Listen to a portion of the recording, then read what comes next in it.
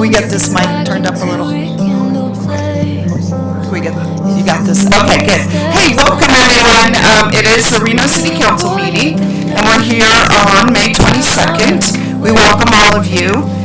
Just a few items of housekeeping before we jump right into our agenda and do our pledge and everything. I just want to announce that we've had a request for a time certain. In case you're here to speak about wild horses, we're going to be taking item D5 at 11:30 at time certain. So just bear that in mind. You can speak whenever you want, but during public comment or later during the item. And then I just want to mention we'll be doing some proclamations right before public comment. And we are going to do the Pledge of Allegiance, and I'm going to ask Pat Cashel to lead us in the pledge. Pledge of allegiance To the flag of the United States of America, and to the republic for which it stands, one nation, under God, indivisible, with liberty and justice for all. Okay. And Madam Clerk, can you please call the roll? Good morning, Madam Vice Mayor. Thank you. We're calling roll for Wednesday, May 22nd, Reno City Council meeting. Councilmember Breckus, absent at this time. Dewar. Here. Martinez. Here. Ebert, absent at this time. Taylor. Reese. Here. Sheeby, absent at this time. Madam Vice Mayor, you do have a quorum of the Reno City Council. Okay. All right. Thank you so much. And again, welcome everyone. It's great to see everyone. We're going to turn to public comment, and I'm going to ask our clerk to read a disclosure. But I think before we do that, we're going to take some couple proclamations right at the front. But Madam Clerk, if you could read the disclosure so people can get that in their minds. Okay, great. Members of the public may hear, observe, and provide public comment virtually by registering through the following link, which can be found on reno.gov/meetings. https://LINKS://4/CONCIL05-22. It should be noted for those in the audience that comments are to be addressed to the mayor and council as a whole. Comments heard under this item will be limited to 3 minutes per person and may pertain to matters both on and off the council's agenda. Council may not take action upon any matter not agendized on today's agenda. When you're called on for public comment, please state your name for the record and begin speaking. The timer will begin when you say your name, and you will be afforded 3 minutes. For those participating in chambers, in accordance with Council Rules 6.3.11, while in this room, please be respectful. Disruptive behavior from audience members like clapping, yelling, whistling, etc., which impede the meeting, may result in a warning issued by the presiding officer. If this behavior continues, you may be removed from chambers. If you're an attendee in the Zoom meeting and would like to make public comment, please raise your hand at this time. All right. So make sure that you sign in for public comment if you wish to make public comment. And then we're going to start with our proclamations. We have 2 today. Our first proclamation is being presented by our City of Reno Public Works Department honoring the National Public Works Week.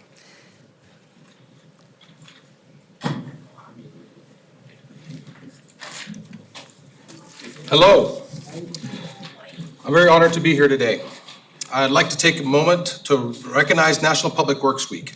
Celebrated around the world, this week is an opportunity to celebrate those who work in public works field and educate our community on the importance of public works.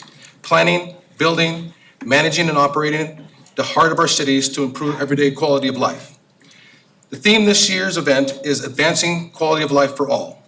Public Works advances quality of life by providing infrastructure and services in transportation, water, wastewater, stormwater, public buildings and spaces, parks and grounds, emergency management, first response, and right-of-way management. No matter where you live, Public Works professionals provide essential services that lead to healthier, happier, and more vibrant communities. I'd like to invite Vice Mayor Dewar and the following members of the staff to come up and read our annual proclamation. Roy Flores, Katie Harrison, Zane Copenhaver, and Kyla Garcia.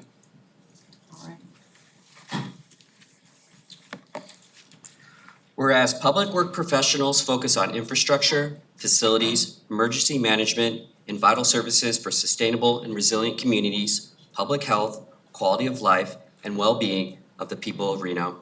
And whereas infrastructure, facilities, and services could not be provided without the dedicated efforts of public works professionals, engineers, managers, and employees at all levels of government and the private sector who are responsible for rebuilding, improving, and protecting our nation's transportation, water supply, water treatment, solid waste systems, public buildings, and other facilities essential for our citizens. And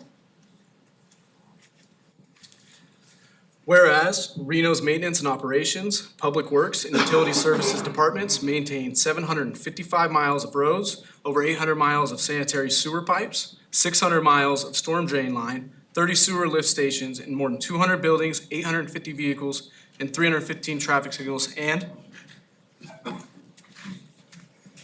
whereas it is in the public interest for the citizens, civic leaders, and children in the biggest little city to gain knowledge and maintain ongoing interest and understanding of the importance of public works programs, and the role that its professionals have as first responders in their respective communities. And whereas the year 2024 marks the 64th annual National Public Works Week. Now therefore, I, Kayla Garcia, on behalf of Hillary Sheeby, Mayor of the City of Reno, Nevada, do hereby declare May 20th through 24th, 2024, National Public Works Week. all right, hey. Why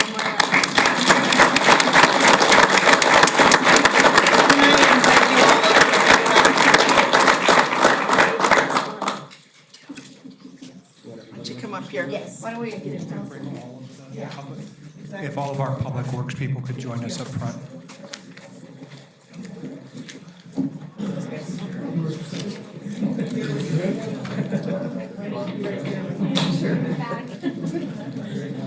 Okay, we need 2 rows. We stand in the back? Okay, we need to move up a little. We need 2 rows.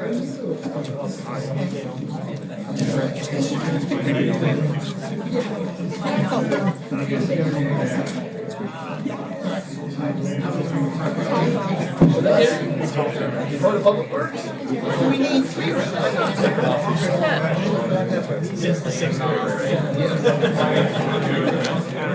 Short, one back. No.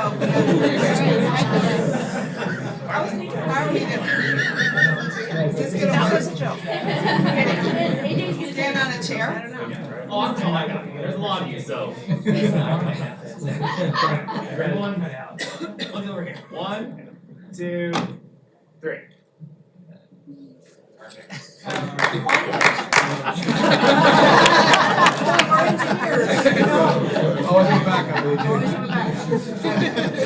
right, thank you guys. Tremendous job. Thank you all. Congratulations. Good job.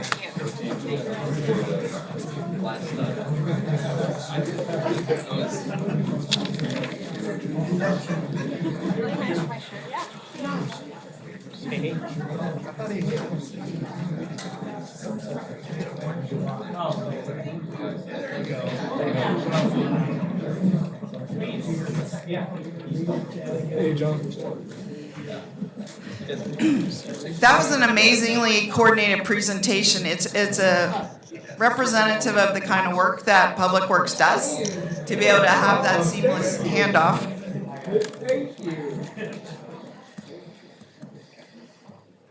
And we're now going to go to the other extreme, and we're going to call up Emily Kidd, who is a department of 1.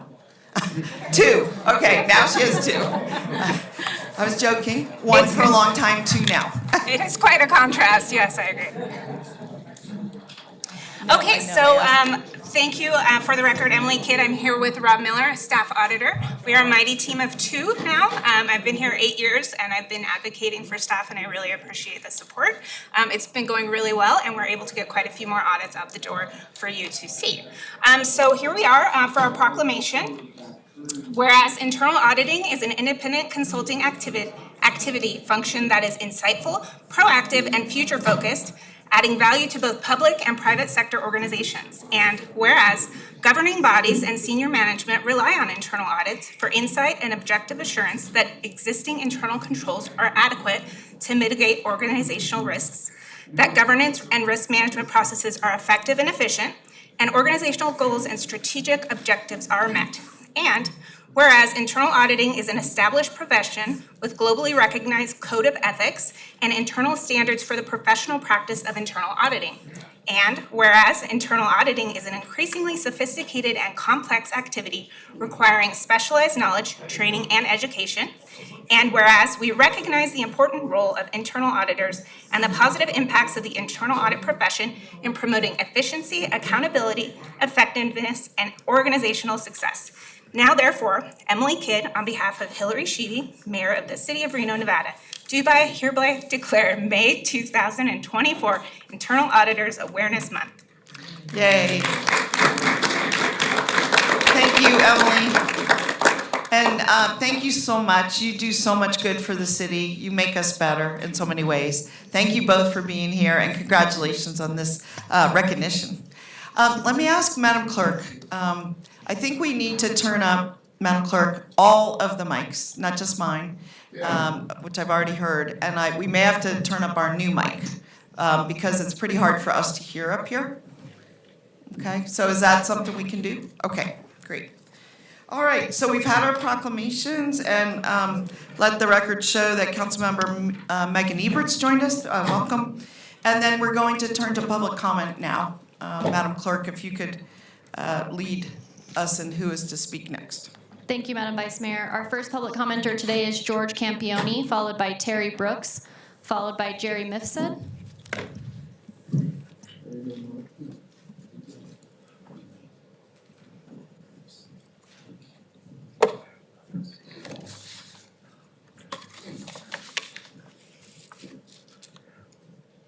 Turn this on? Just put it on and we'll go ahead and take care of it. Okay, so it's gonna go, okay. My name is George Campione, and I live at 301 Gentry Way, Unit 302, Reno, Nevada, 89502. What I'm here to talk about today is blight, okay? Blighted, basically. How have a severely detrimental effect on safety environment. Most of you know about blighted things, like the Courtyard Inn, all right? Yeah, that's what I call blighted. What do you call that, a blighted car? Huh? And you should have gotten an email, okay? And all these pictures. This was actually taken yesterday, all right? When I got in confrontation. And this is his RV that's been sitting out for over a year, all right? Yeah, that would be your roof of a house. All right, that's like Kelly Wilson going into the Desert Rose, poking at the floor, poking at the window, saying, "Oh, and the ceiling's falling down." That's what that is. All right, the same thing. Jacobs got that destroyed. You guys helped him get that blighted out of there, didn't you? Help me get this blighted off our city streets, would you? All right, that's what I'm asking for. All right, and what pisses me off most is the person doing this blighting is part of my community, okay? He has his name is Jeffrey. I can give you his full name. He lives in 208 on the same address. His unit is 208. He's got 3 cars, this RV, the blue Ranchero, and some gray Mercury, all right? He is destroying my community, all right? That's all there is to it. And you are just turning a blind eye. On the 20th of April, I had stopped a policeman, and he took his car over to where the Ranchero was, read this note the guy has put on his RV saying, "I'll be there," on his Ranchero, "I'll be there in 5 minutes if you call me. I took off the steering wheel because I don't want it stolen." Okay? Yeah, right, you're gonna steal something like this. All right? It's all BS. And when I confronted him yesterday, because he saw me taking pictures of his vehicle, which I am at all rights to do, okay? I told him right then, he says, it's registered. I said, show me the registration. He wouldn't. So guess what? He's a liar. And that's what I called him, a liar. All right? These people are driving around with pure immunity. All right? They do not believe they need to go by the rules. Sir, can you address your comments with us, please? That's right. And the point is, okay, the police are not stopping the cars on the road. This is causing us to live with this stuff. And the point. Okay. Thank you. Thank you very much. I mean, you've identified an issue that many of us are aware of and we're continuing to work on. What is our next? Terry Brooks, followed by Jerry Mifsud, followed by Pat Cashel. Terry, you'll notice that there isn't a microphone in front of you today. It's in the sky now. So I just wanted to make sure you knew that it's still there. Good morning. It's me, Terry Brooks again. And today I'm sharing my presentation about culture and education when it comes to discrimination. People who discriminate try to prevent other cultures from going to school with those of their own cultures. And when they have prevented the others from being educated, then they criticize others for being less educated. Some people of some cultures value education more than people of other cultures value education. Those who discriminate try to deprive others from receiving what will help them to thrive. Everyone deserves to receive an education. No one deserves to be victims of discrimination. People of different cultures have learned different things, and that is the benefit of what diversity brings. They have learned a lot from time that they have spent in different situations in a different environment. They have learned processes of kinds of adaptation which become a major factor when it comes to education. Today, several colleges offer classes for students to study abroad, where they can learn from other cultures by studying abroad. When we interact with other cultures, we become stronger together. And when we learn from other cultures, we become a lot smarter together. When we listen to each other, each one of us finds that in the act of doing so, it opens all of our minds. And by listening to each other, we not only learn, but in the process of doing so, we also learn how to learn. I would like to thank you all for listening to me today, and I look forward to coming back when I've learned what I should say. Okay. Thank you so much. That was beautiful, and I like your name tag. What does that say? Equality is greater than division. Excellent. Thank you so much. Thank you for listening. Jerry Mifsud, followed by Pat Cashel, followed by Chris Brown.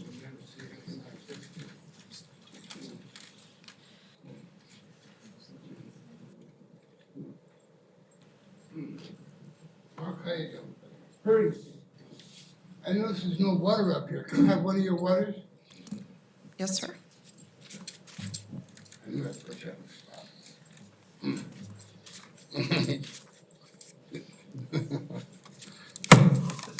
Okay, my name is Gerald P. Mifsud. If you punch that in on the computer, punch in the word San Francisco police officer after that. 2 years ago today, hi Deb, 2 years ago today, I was thrown out of here because I was inappropriately dressed. I was wearing this shirt, and don't tell me what direction to talk in, okay? No, I got to, because No, that's part of our you're not council gonna interrupt rules. me. No. This is a public comment, and I'm Okay. speaking to the public. I was removed from City Hall because Devin Reese thought I was inappropriately Jerry. dressed. Jerry, the rules are clear to please address us. Please, don't interrupt me. I am going to interrupt you No. until you address us. So anyway, I was removed by a Reno police officer at the behest of the soon not to be mayor, Devin Reese. 2 days later, I was rushed by emergency to the hospital. 2 days after that, the city clerk's office was called. Nikki, your office was called by the security guards and told to call me up and say, your CDs are ready. And by the way, you're barred from City Hall.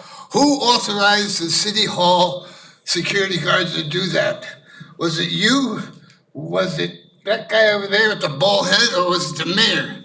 Somebody, and that's like Gestapo stuff. You see this stuff with Trump, the worst president we ever had, talking about the Third Reich. Well, you have Nazism here, right here in City Hall, when people are using the City Hall guards to attack me twice. I was barred once, and I was put on the City Hall watch list. Both those things didn't exist. I'm wearing the same shirt I wore last time 2 years ago. Why aren't you saying something? Oh, Mr. Big Mouth. Jerry. You had me thrown out of here. You had me thrown out of here because I wore this shirt. Jerry, can you? You can't comment Can you because this is moderate my your time. comments, please? Thank you. Okay, I'm sorry. I apologize for calling you a big mouth. Anyway, I'm wearing that same shirt. What are you gonna do about it? Jerry, It's we're good to not, see you we're not speechless. here provoking fights, okay? What? Who's talking? That's me, the vice mayor. Oh, you're the vice mayor now. I have been for Did you change the 8 charter? months. He was the vice mayor, and now you're the vice mayor. What kind of deal did you make with Hillary? And where's Hillary today? Sit down. Who said that? I thought I heard somebody say sit down. Anyway, where's Thornley? Huh? You booted him out? You were appointed by Oscar. You shouldn't have been appointed. I thought you'd stop this appointment Sit stuff. down. What am I hearing? Am I hearing something?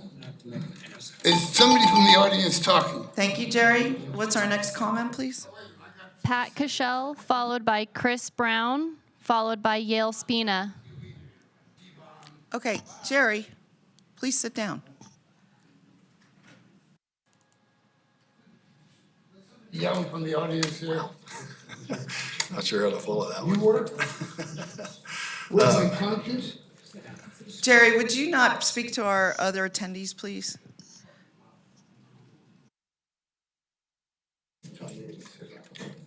Okay.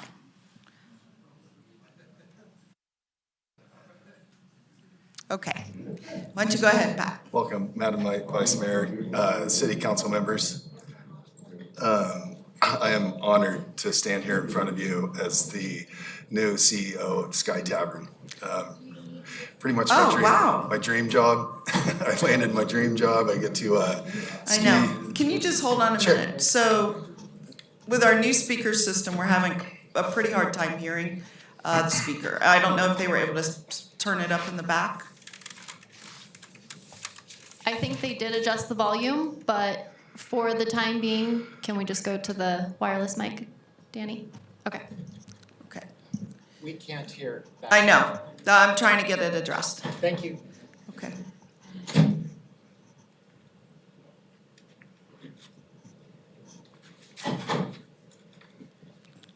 Be gentle.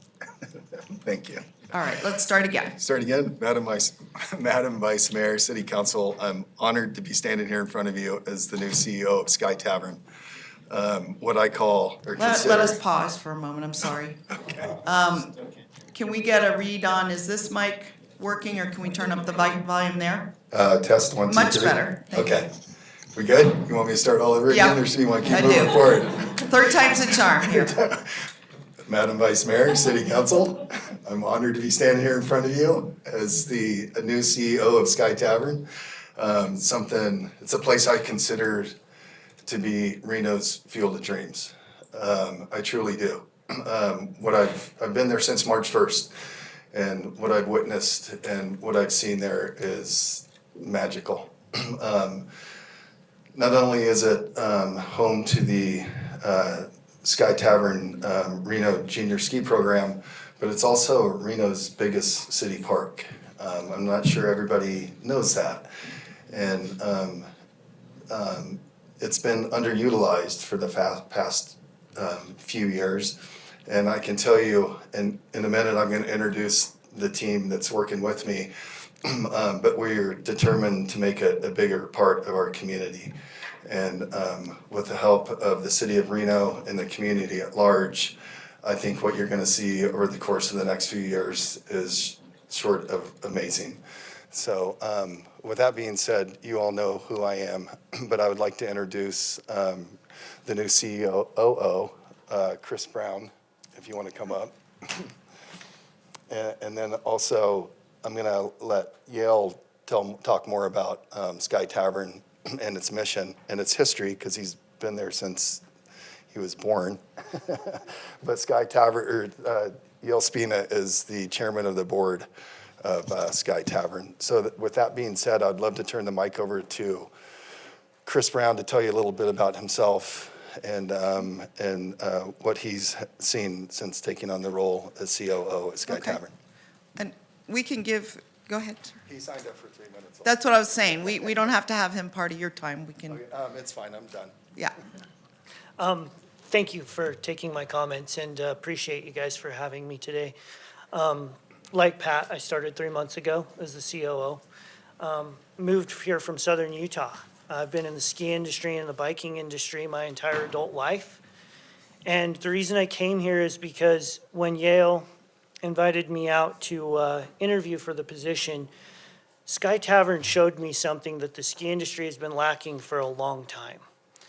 And that was involvement in a community and reinvigorating a sport in children that provides value that they can't otherwise find outside of outdoor recreation. I see Sky Tavern as a huge pillar for these kids' lives, and it often offers that experience to kids who may not otherwise be able to afford it. It also offers the ability for, high school kids and athletics to happen in a sport that's kind of going away because it's not feasible for everybody. I hope to provide my years of experience to help grow those programs, to protect those programs, and to protect what Sky Tavern has been to the city of Reno for as long as it has been. Thank you.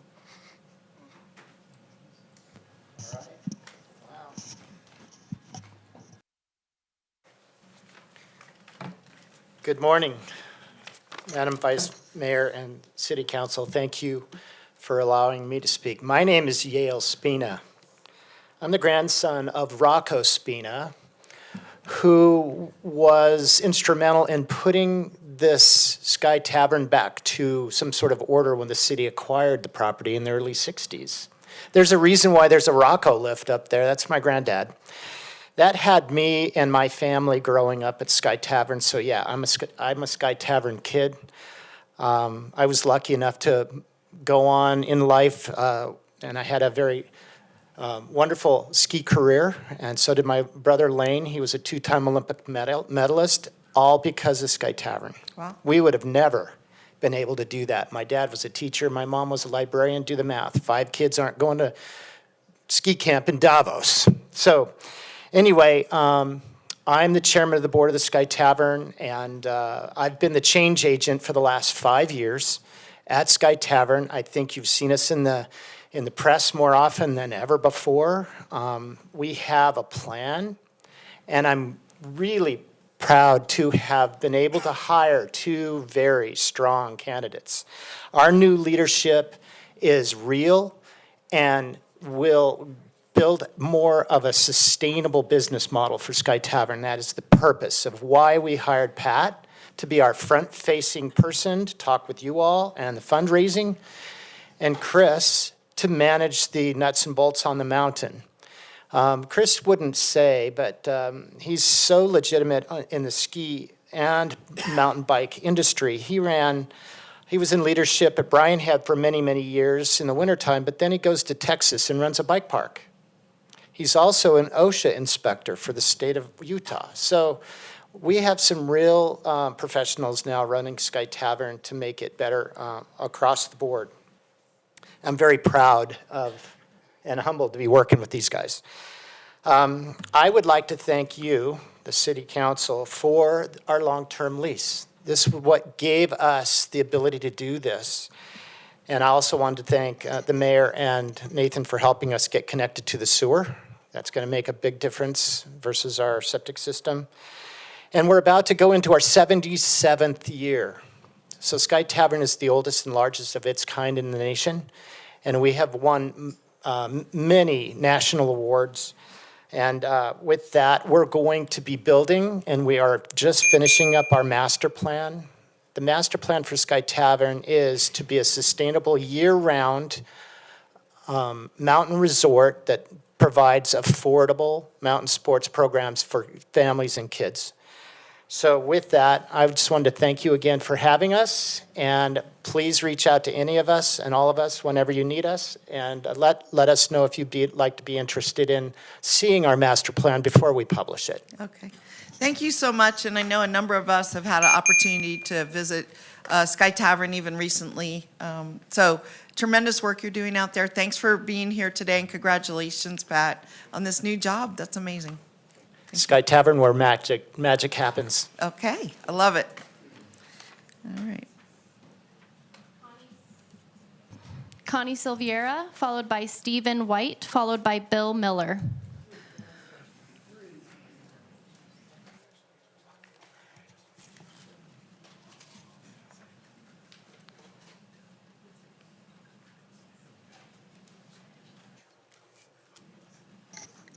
Hi, I'm Connie Silvera, and I just wanted to give you a quick update on the Liston Park over on Yory Avenue. I was over there yesterday and I took this. We have made progress. The 3 front slides have been changed, and thank you so much. We really appreciate it.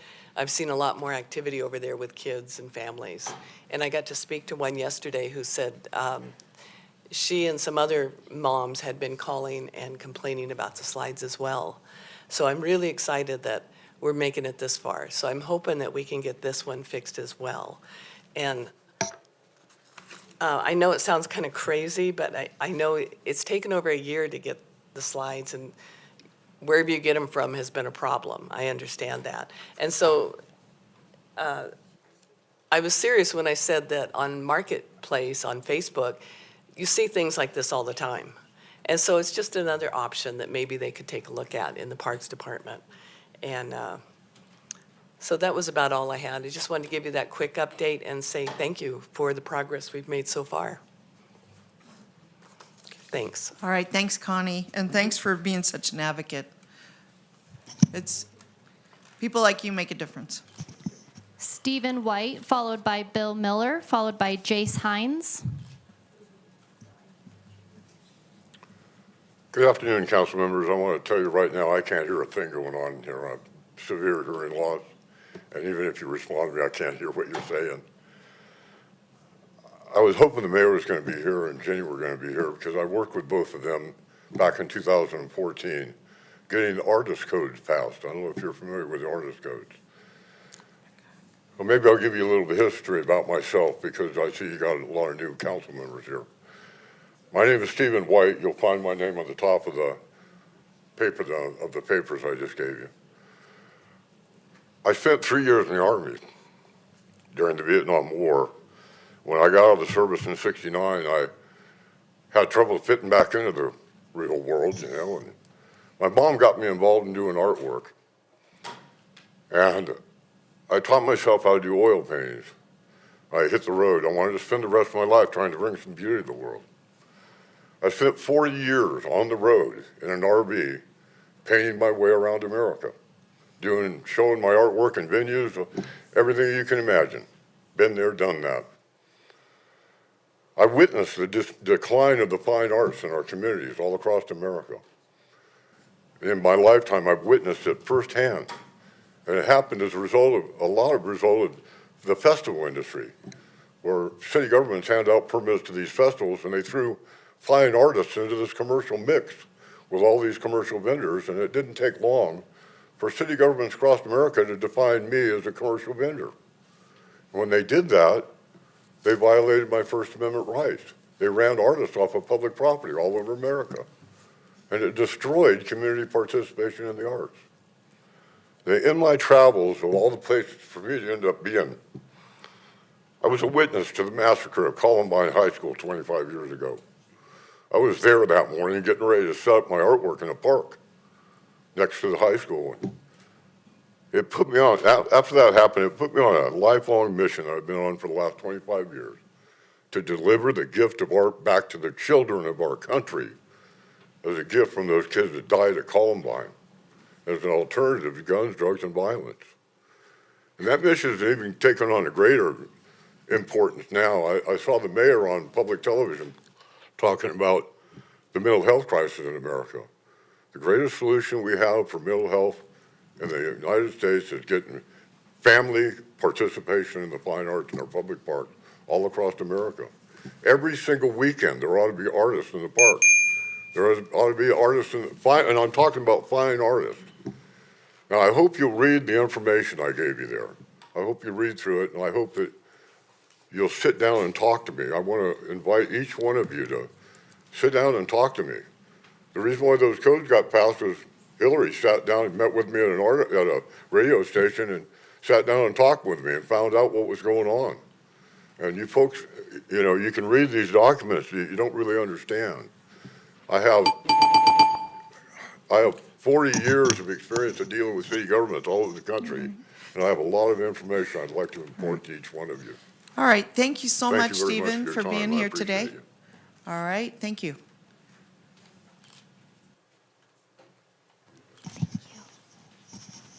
Bill Miller, followed by Jace Hines, followed by Ian Anderson.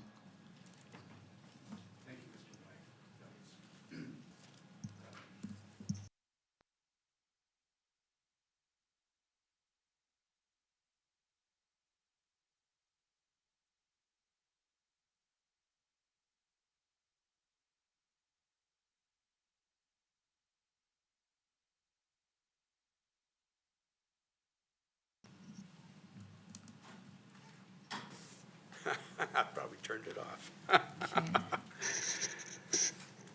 So good morning, Vice Mayor Doer, council members, staff, and fellow citizens. I'm Bill Miller, climateer and constituent, here representing the climate of our fair city.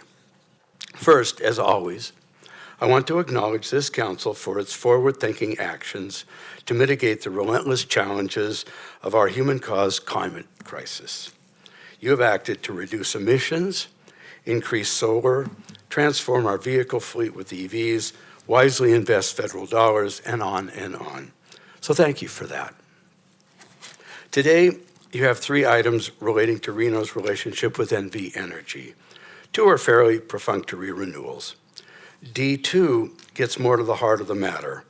A shared vision towards further reducing emissions, increasing renewables, increasing reliability while keeping programs fair and equitable. This is a heavy lift under any circumstance, but one made even more complicated by the reality that NV Energy is beholden to Wall Street, specifically Berkshire Hathaway, and its primary mandate is to perpetually increase profits.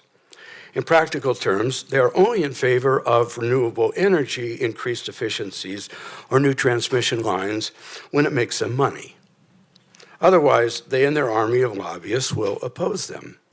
On the other side, are council members, like you, beholden to Reno residents to protect our collective health, well-being, and environment, while ensuring opportunities for us to thrive and prosper.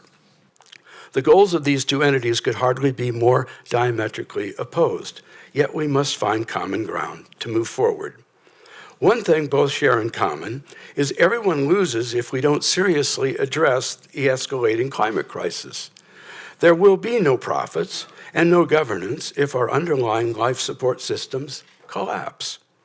This is not hyperbole.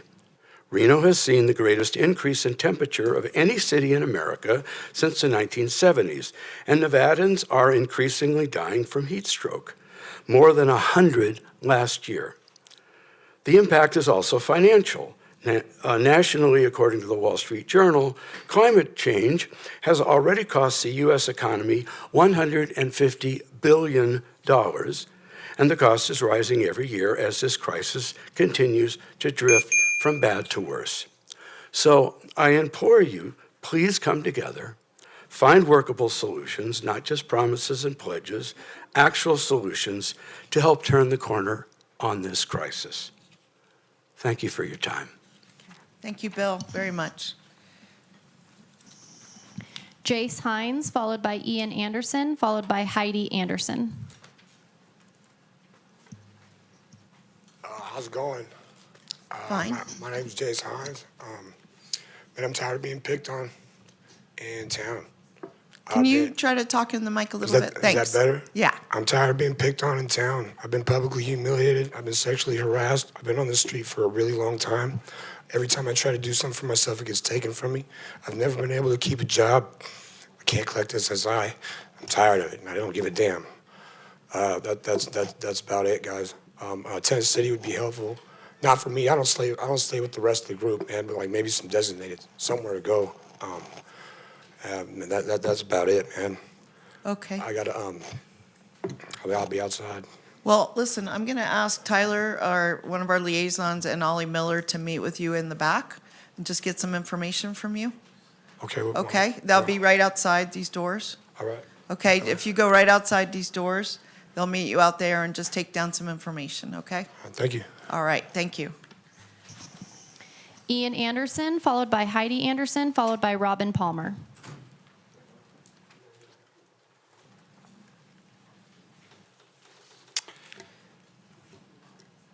Good morning, Madam Vice Mayor and City Councilors. My name is Ian Anderson, and I'm a member of the Reno Parks and Recreation Commission.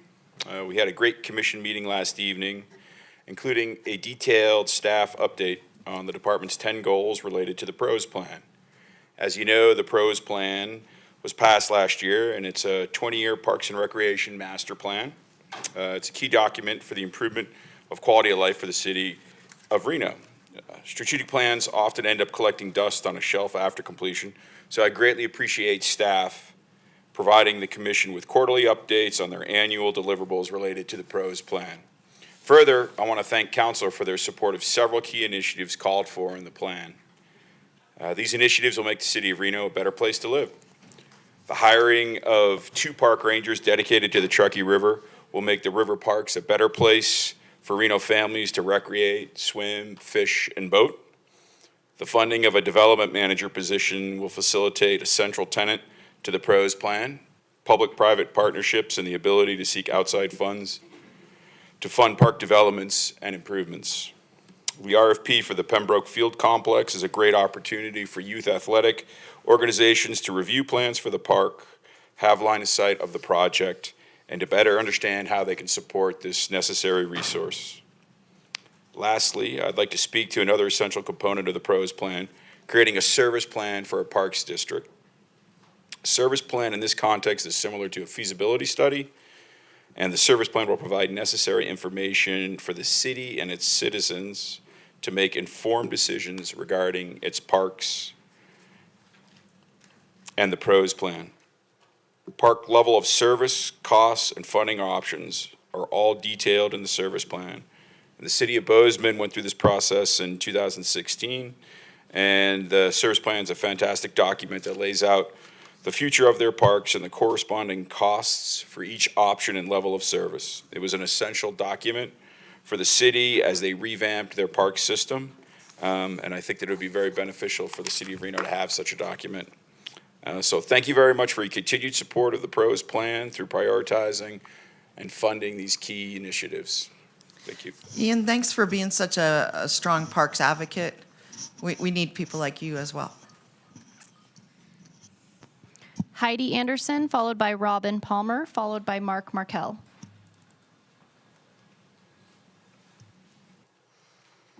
Hello, Madam Vice Mayor, council members, Heidi Anderson, Truckee Meadows Parks Foundation, for the record. First, I want to thank you, very similar to Mr. Anderson, for your investment in Parks and Rec this year. Like he talked about, the fund development position, the park rangers, the Moana operations, will just be so beneficial to the community, and I'm so excited to see them funded, so thank you very much. As our community continues to grow, our needs are going to continue to grow across the board. And so we really need to look at how are we going to sustainably fund our Parks and Rec department. As needs and funding continues to grow. And one of those ways is through the service plan that Mr. Anderson was talking about. So a great follow-up as he gave you some details there. But that service plan is really going to provide a map of what our different options are, whether that's a bond issue, a parks district, or something completely different. It's going to give us the options and how we're going to get there. And so I ask that you, if there's any funding available, that you allocate that to the completion of a service plan.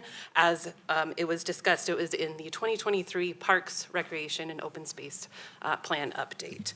I want to thank you for all of your support in the past. We all know we really miss Jamie, but it's been really great to work with Nathan this year. He really thinks outside the box, and the Parks Foundation is just so lucky to be able to work with you. So thank you. Okay. Heidi, it's glad to see you in person. I think I've seen you only on Zoom up till now for the last 6 months, so thanks for being here. Robin Palmer, followed by Mark Markell, followed by Jamie Chapman via Zoom. Good morning, Vice Mayor Dewar and City Council members. My name is Robin Palmer.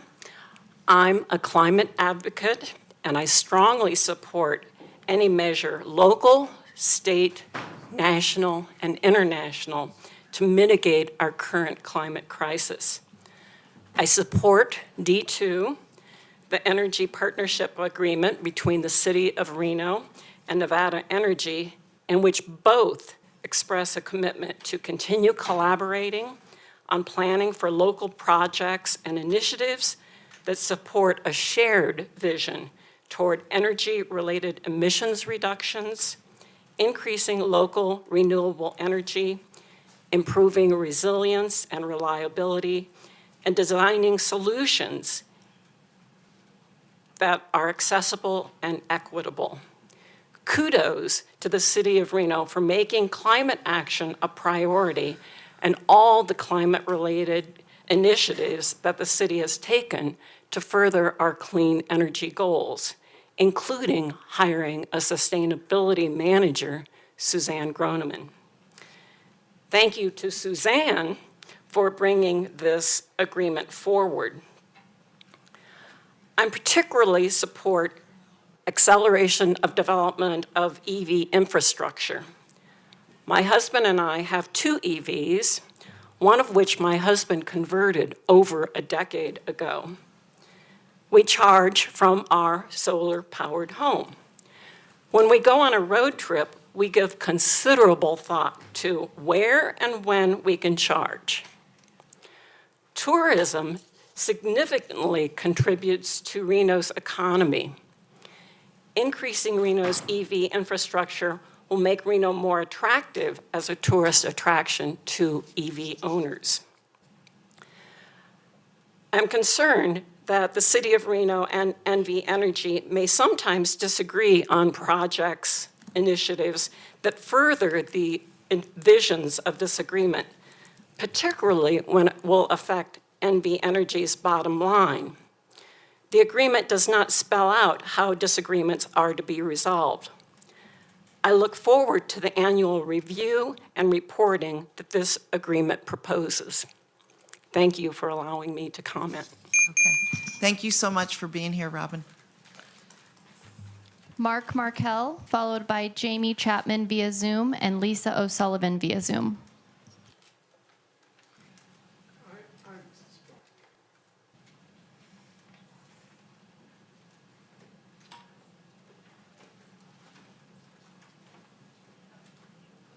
Yeah. Thank you.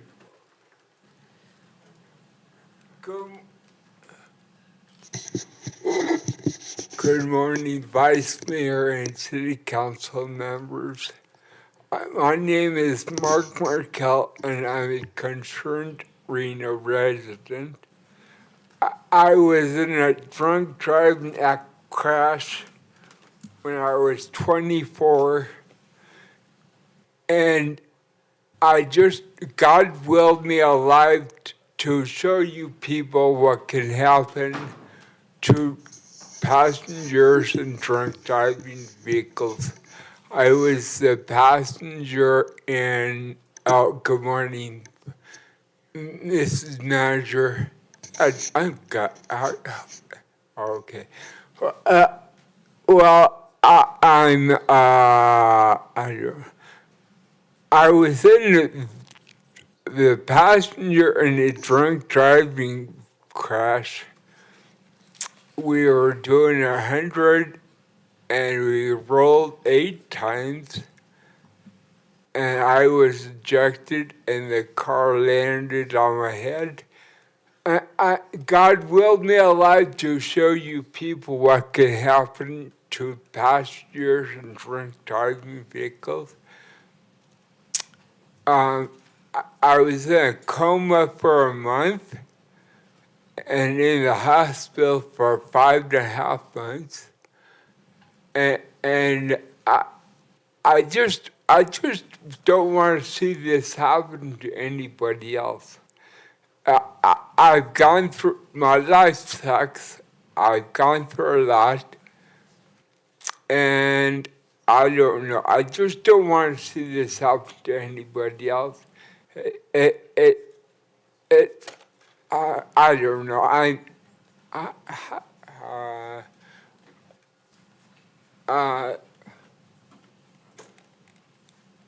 basically, I just don't want to see this happen to anybody else. Thank you. Okay, thank you so much, Mark. Jamie Chapman via Zoom.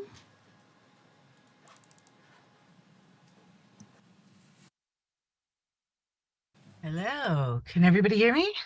Yes, we can. Awesome. Well, hello, Vice Mayor and City Council. My name is Jamie Chapman with Midtown Reno. I'm currently traveling, so I'm going to make this short and sweet, but I just wanted to give you a quick update on the banner polls, because last time I was here, we discussed the fees that were super concerning to us districts. And I just wanted to let you know that as a result of our last meeting, the district's leaders were contacted, and several of us got to meet with Ashley Turney, Brian McCardle, and Rachel McIntyre, where we were explained the intention behind the fees. And we were also told that we were heard and understood, and they were going to remove the new fees from the current budget, and then that they're going to be working with us moving forward before anything gets passed. So I just felt it was important to come here today and say how appreciative I am. I'm excited that we get to be included in these future talks. And I think it's super easy to get down on the system and not believe in it. But this was a great example of a reasonable governing body hearing feedback from their community and truly listening and understanding the problem and finding a happy outcome. So I just wanted to come here and say thank you. Thanks for listening. Thanks for giving the opportunity. And thanks for caring about us and what we do for the districts. All right, Jamie, thank you so much. Our final Thanks, guys. our final public commenter is Lisa O'Sullivan via Zoom. Hello, can you hear me? Yes, we can. Okay, so my comment relates to D5. Do you want to hear it at 11:30 or should I just go with my comment now? It's your choice. Okay, I actually will wait till 11:30 if that's okay. Yeah, that's fine. Thank you. Okay. All right, Madam Vice Mayor, with that, we have no additional live public comment. We should note that we received 11 comments which were general in nature or not directly associated with an agenda item prior to 4 p.m. yesterday, May 21st. These comments were voicemail and or written correspondence received via our reno.gov online public comment form or by email to our office. Copies of these have been distributed to the Reno City Council and are available to the public on reno.gov/meetings. 1 letter in favor, 3 letters in opposition, and 7 letters of concern. Mickey, just a question on that. So if someone wrote in on a specific item, do you announce that at the item or now? We do it per item. Okay, good. All right. All right, with that, we'll close out public comment, and we're going to be moving on to approval of the agenda, and I'm going to turn to our Assistant City Manager, Jackie Bryant, for any updates. Yes, the only one, thank you very much, is that the one you've already announced, that we will do time certain, 11:30, for the horse fencing item. And that's D5. Correct. Okay. Okay, move to approve. All right, and so now we're on approval of the agenda. We have a motion? Second. All right, we have a second. All in favor, please say aye. Aye. Aye. Any opposed? Motion passes unanimously. We're going to move on to approval of the minutes, and it looks like we have 2 minutes, A51 and A52. Move to approve. Okay, we have a motion from Mr. Reese, second from Mr. Martinez on that one. All in favor, please say aye. Aye. Aye. Any opposed? All right, motion passes unanimously. We're moving on to item B, which is the consent agenda. And at this time, I'm asking people to please identify any items you'd like to remove from the agenda. And I'm going to start with Mr. Reese right here. Nothing, Madam Vice Mayor. Nothing? Okay. Ms. Taylor? Nothing, Madam Vice Mayor. Okay. Mr. Martinez? Nothing from me either. Thank you. Okay. Ms. Ebert? No. Okay, I have one item, and that is item B11. Okay, move to approve the remaining items. All right, we have a motion from Mr. Reese and Second. second from Ms. Taylor. All in favor, please say aye. Aye. Aye. Any opposed? All right, motion passes unanimously. We're going to turn now to item B11. And I don't know if there's a staff person here for that. All right, seeing none. On item B11, I just wanted to acknowledge that Lifestyle Homes is making a special appropriation to Relief Reno. I know they're incredibly interested in fruit trees. I don't know which trees this is covering or where the trees are to be planted or if it's a generic donation to Relief Reno. Did we have Nathan here or no?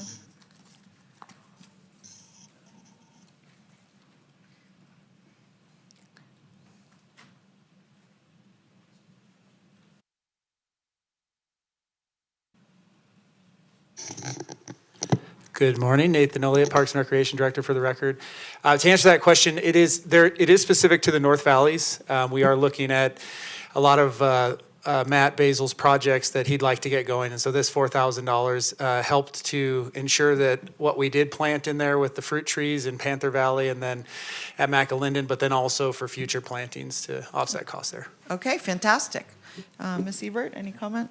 Yeah, I just wanted to say that this was a collaboration with myself and Nathan and Lifestyle Homes to find some areas to put in some fruit trees and shade trees in Ward 4 to help increase the tree canopy. And it was just a great example of a developer trying to support the community. So thank you for your help with this. Yeah, absolutely. The shade trees around the space that we have at McAlinden Park is greatly needed. It's an underutilized space, and shade always helps activate those things. So. Yeah. Thank awesome. you. Thank you. Thanks. And it was an amazing tree planting that we did both on Arbor Day and the day after Arbor Day. And we, as you mentioned, we planted at 2 different parks, right? And it was pretty cold the first day, and everybody stuck it out. And it was really beautiful the second day. So a lot of work was been done. We're making good progress. I'm really, really proud. And I'm very appreciative to Lifestyle Homes for pitching in and participating with this. It's a great donation. It goes All a right. long way and a long time. All right, thank you. With that, can I get a motion? Motion to approve. A motion. All right, we have a motion from Councilmember Ebert and second from Councilmember Reese. Any comments on the motion? All right, all in favor, please say aye. Aye. Any opposed? All right, motion passes unanimously. I'm going to, with the privilege of the chair, skip to item C2. I'm going to hold C1 till after our lunch, and we possibly have more participation from more members. So item C2, I think we have the fire chief, or no, we have Angela Foose here. I don't know who is leading this item. Madam Vice Mayor, if you would open the public hearing if we're moving to Sure. item C2, that would be great. Yep. Let me just get my other information here.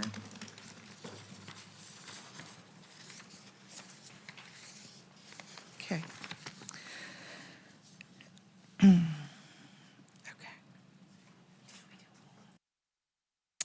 Oh, that's a good question. I believe we did vote on all the consent items. We had that motion, yeah. I'm just looking at this. So anyway, what we'll do is let the record reflect that council's opening the public hearing on item C2. And Madam Clerk, was proper notice given? Madam Vice Mayor, proper notice was given. Any correspondence received? We did receive 3 comments directly associated with this item, 2 letters in opposition and 1 letter of concern, and those have been distributed to the Reno City Council. Additionally, we do have public comment on this item. Okay. Shall we hear from public comment? I'm kind of interested in hearing the staff presentation first, myself, then calling public comment. So let us go on. Okay, our standard process is public comment first, but it is Okay. your discretion. All right, well, I'd like to hear the presentation. I really want to understand what the staff is proposing and what it looks like before we hear the Okay. public comment. So, Mr. you- Foster? okay.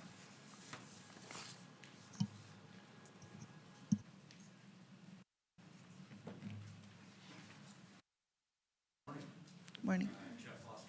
Planner for the record, bringing you the Santara Quilisi Properties Condition Amendment. And where's, what's it? In the bucket.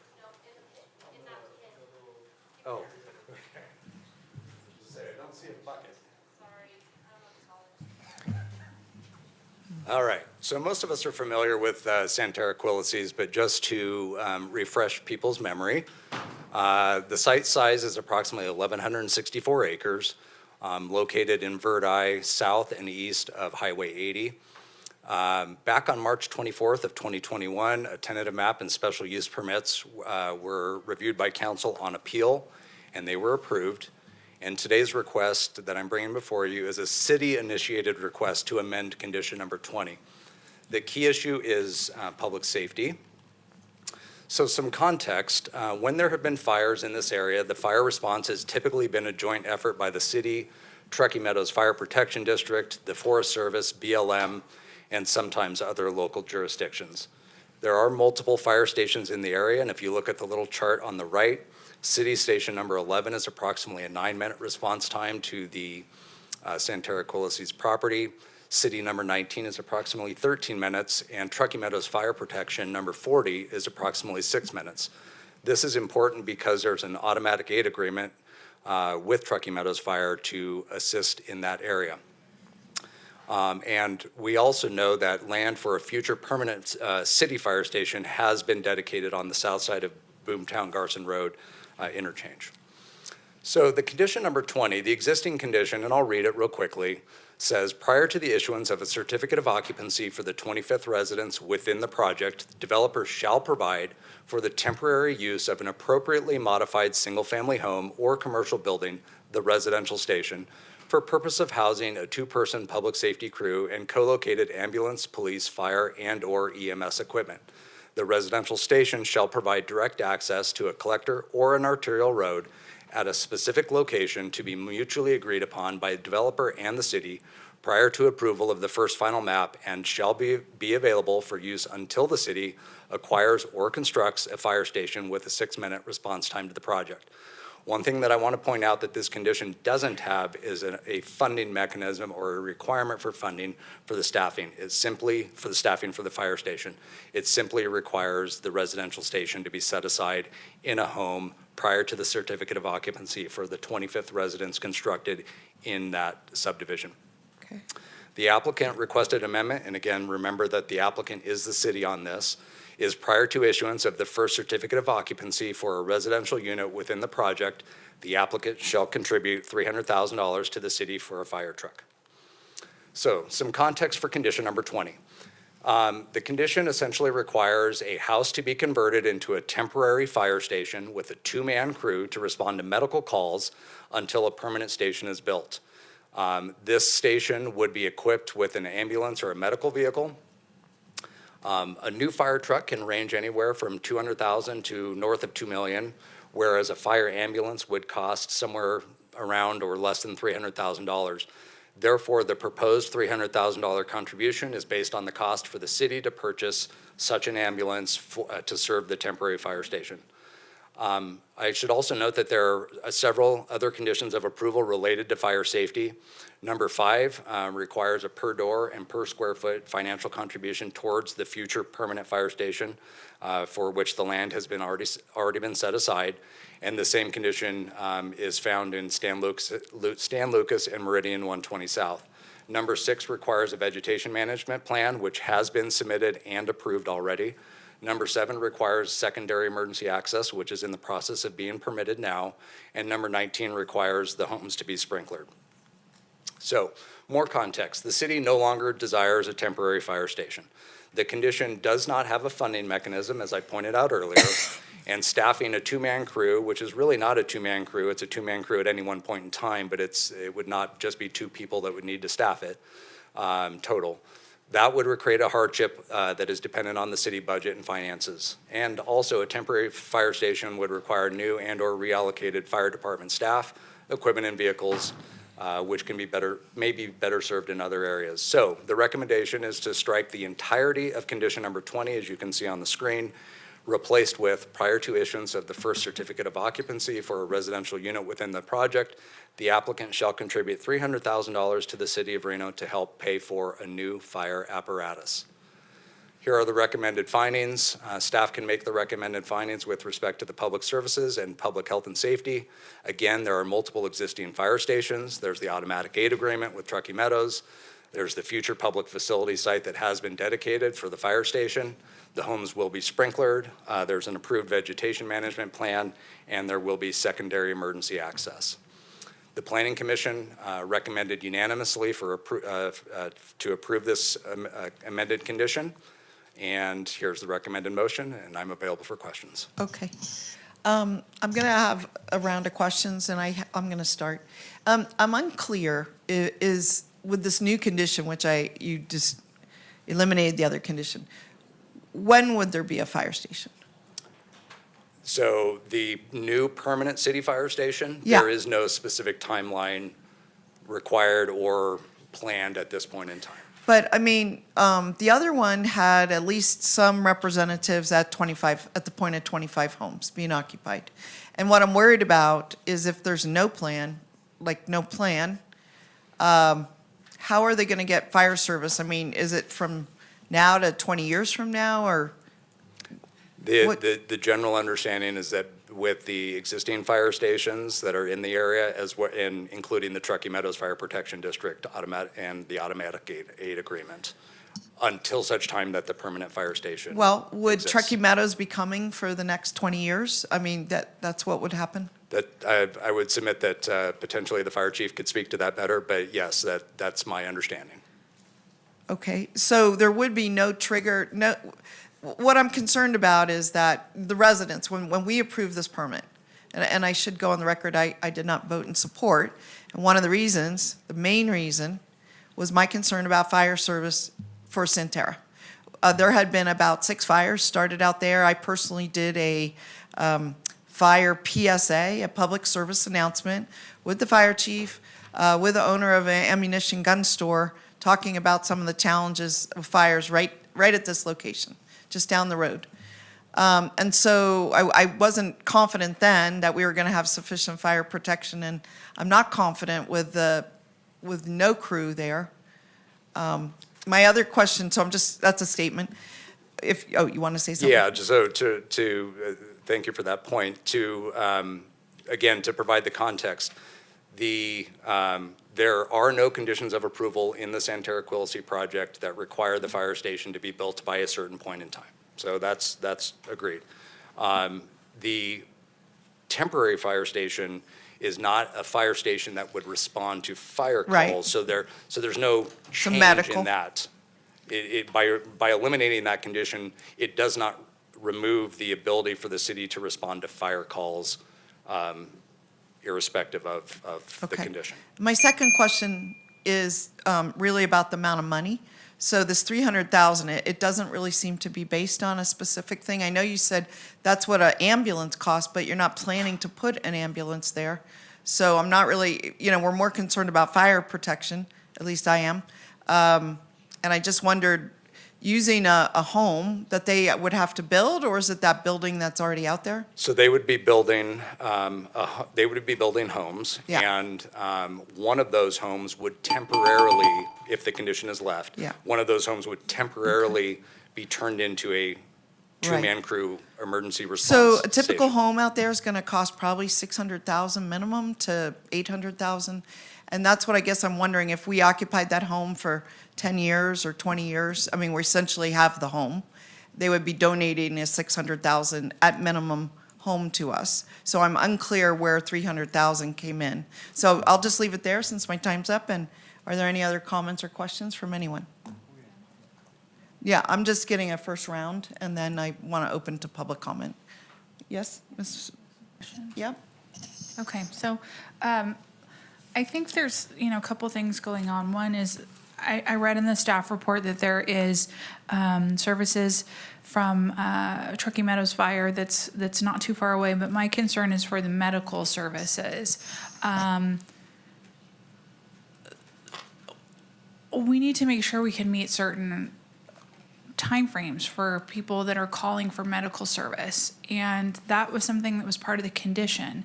How are we still going to be able to meet those required call times for service for medical issues if we get rid of this condition?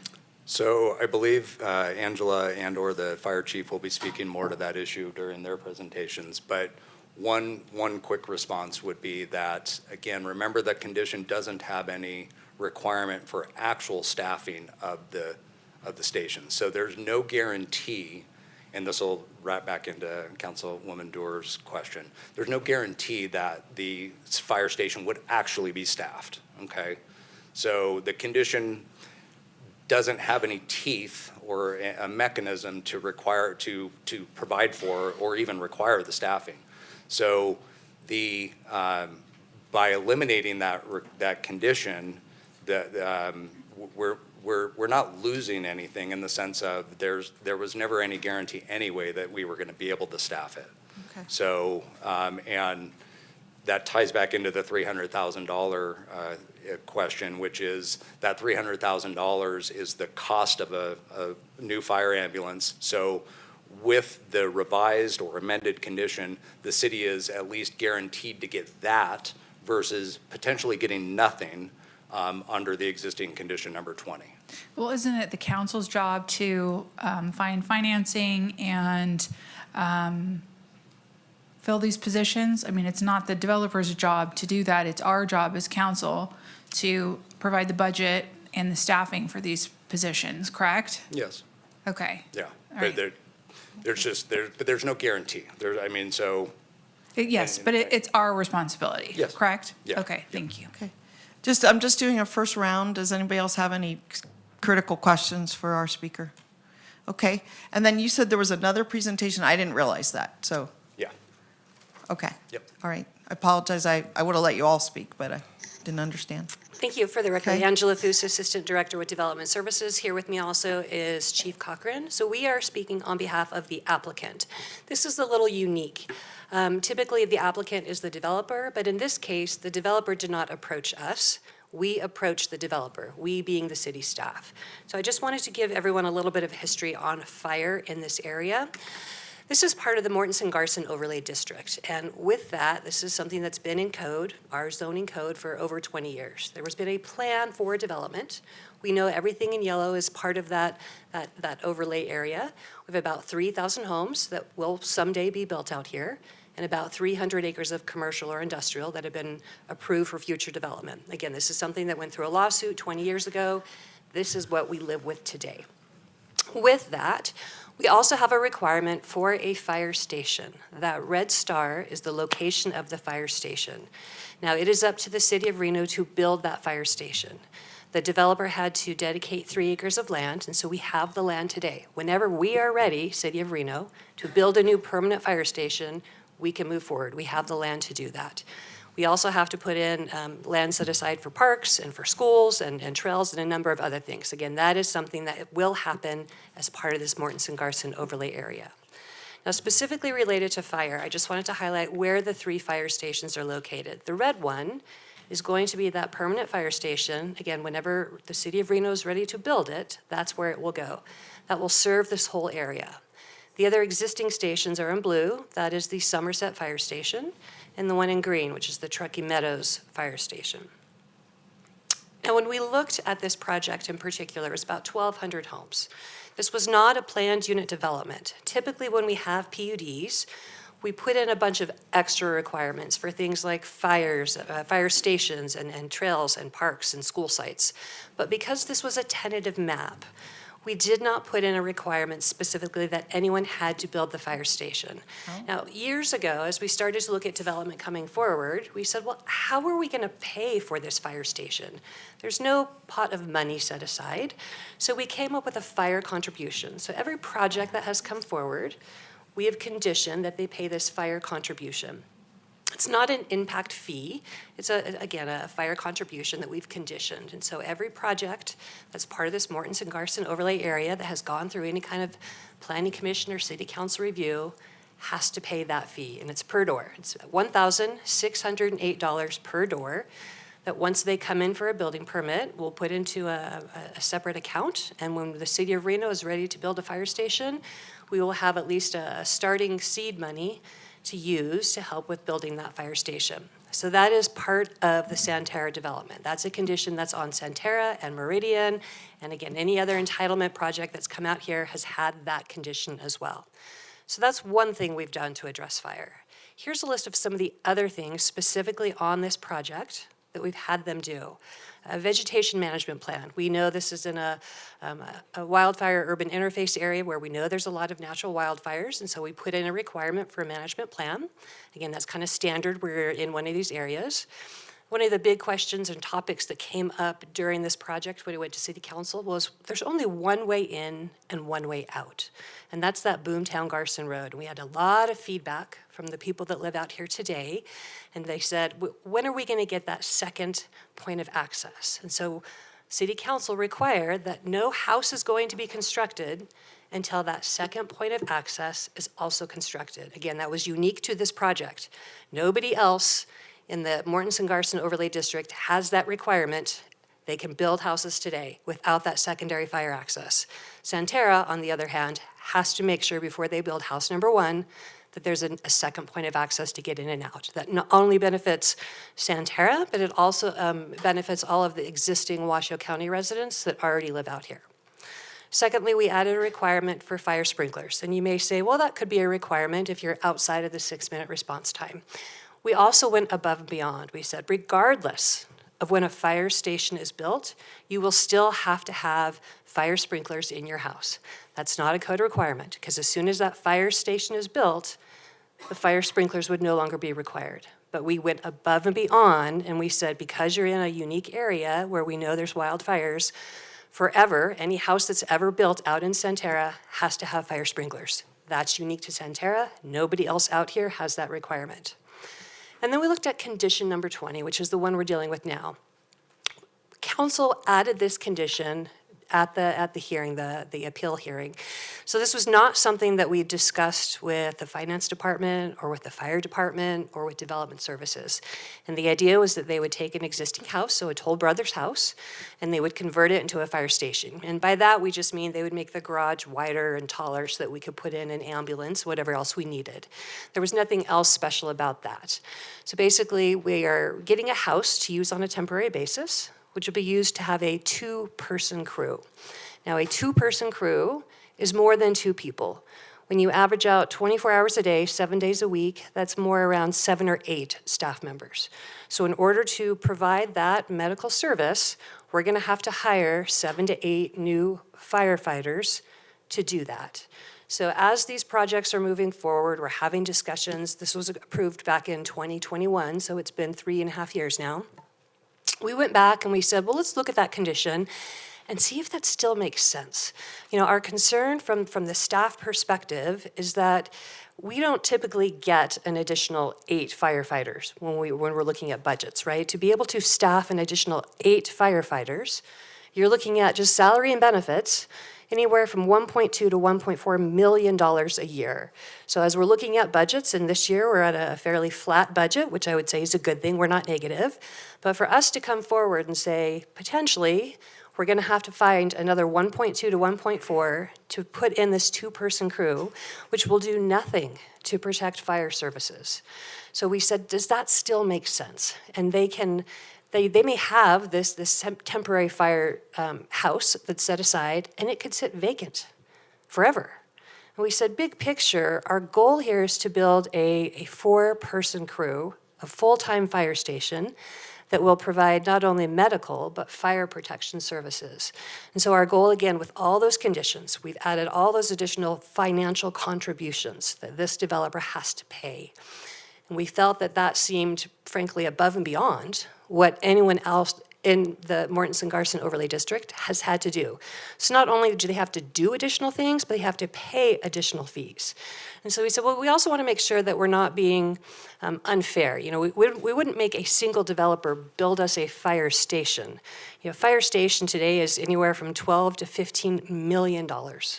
That's the going rate today of a fire station. So we legally can't put that on this one developer to do. It would be different if this was a planned unit development and we could work out, you know, what they're giving to us and what we're giving to them, but this is not a planned unit development. This is a tentative map. So again, in trying to be fair to all the development and also realistic that we've known for 20 years that a fire station will be built out here. And anytime the Reno City Council is ready to make that happen, we can add that to the budget. But right now, there's no houses out here that the city is serving, so it wouldn't make sense to build a fire station. So that was the thought process as we were working through all of these issues.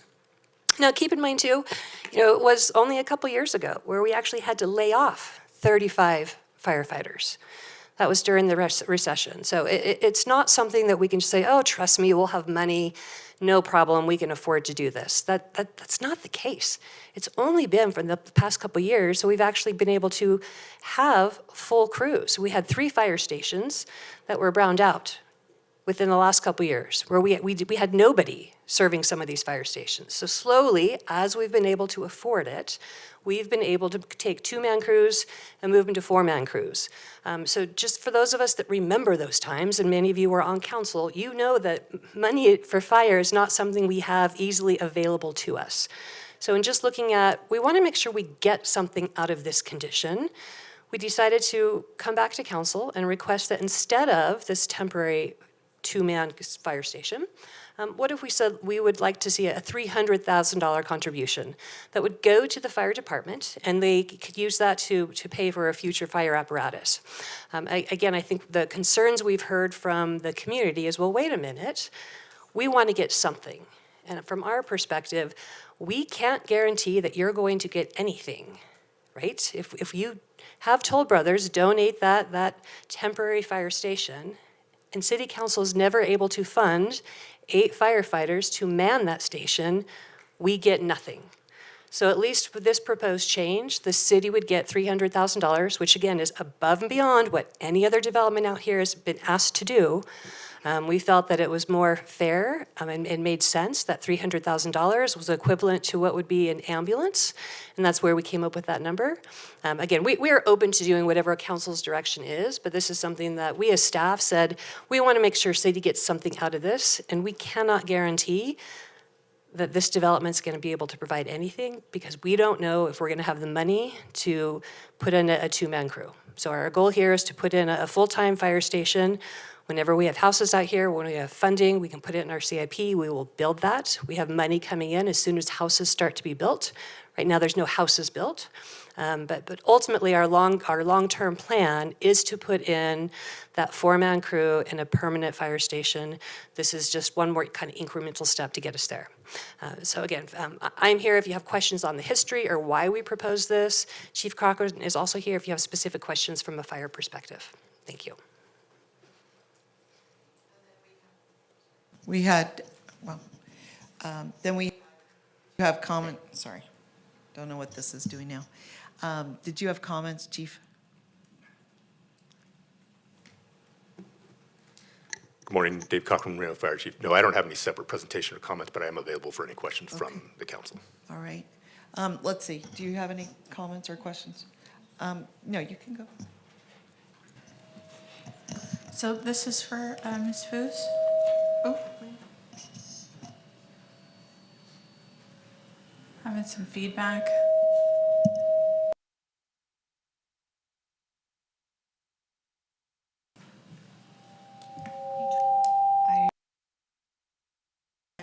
Oh, it's on. Okay. All right. Do you want to try turn? Oh, but she turned I don't know where it is. I think it's a little bit right here. There? Oh, it's right here. Yeah. Okay, thanks. So you mentioned that it was you that reached out to the developer to make this change. It wasn't them reviewing their conditions and deciding that maybe this was too much of a burden. I don't think your mic is on. I'm sorry.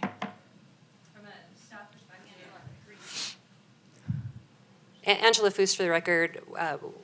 We as staff were looking at the timing of when they were coming forward with houses. And we went back and we looked at some of the conditions. We've been working with them for 3 years. And so we met with the fire chief and we said, does this make sense? What's the timing of when you can actually realistically staff this facility? I think it's probably another, I'm gonna guess 18 to 24 months before we hit the 25th home, which is the trigger of when they actually have to set aside a house. But again, looking forward, if our concern was how are we going to fund this from a staff perspective. So as we internally talked, then we went and talked to the developer and we said, we're thinking about modifying that condition. Would you be opposed if we proposed instead of a donation to a temporary fire station, if instead you would donate the $300,000? And they were not opposed. Okay. Well, I have a few problems with that. One of them being that that was a condition that was decided by council, so they, I would presume, had a reason for that. I also have a problem with not talking to council about finding the budget for these people. If it's going to be 18 to however many months out that this would even be an issue, that gives us time to work on a budget. We've had a lot of things cost a lot of money and we've been able to find money. You know, an example would be the police station. We've had to continually find additional funds for that. So I think that's kind of on us to find. I also think it's on us to adequately supply infrastructure and first responders for our residents. If there are going to be homes out there and people living there, we have to provide medical services. And I'm not in this ward, but I am a person that does have to call 911 sometimes for medical emergencies in my family. I have 2 small children. I know if I was living in an area, I would like my response times to be less than 9 minutes. If your kid's choking, if somebody's having a heart attack, that's a long time. And it's not just about the fire services, this is about medical services. And I think Councilmember Dewar is correct in saying that the value of donating a house versus $300,000, it's not the same. It really isn't. And it's also not building a fire station. It's using a house that they were building, and we'll build our own fire station with the money that they're using or giving us that $1,000 plus per door and the $1,000 per square footage of the commercial. So it's on us to build the fire station. It's not really for you to make that decision. No, and absolutely, and that's why this process is in place to come before council. We are open and agreeable to do whatever council prefers. Understand that our concern was looking at historically how challenging it has been for us to man fire stations. We wanted to make sure that we were thinking long-term. And had, again, the city's best interest at heart. But this is 100% your guys' decision. We are open to do whatever you choose to do. All right, thank you. I think what we'll do now is turn to public comment. Thank you, and I just do want to compliment the staff for trying to get out ahead of this issue.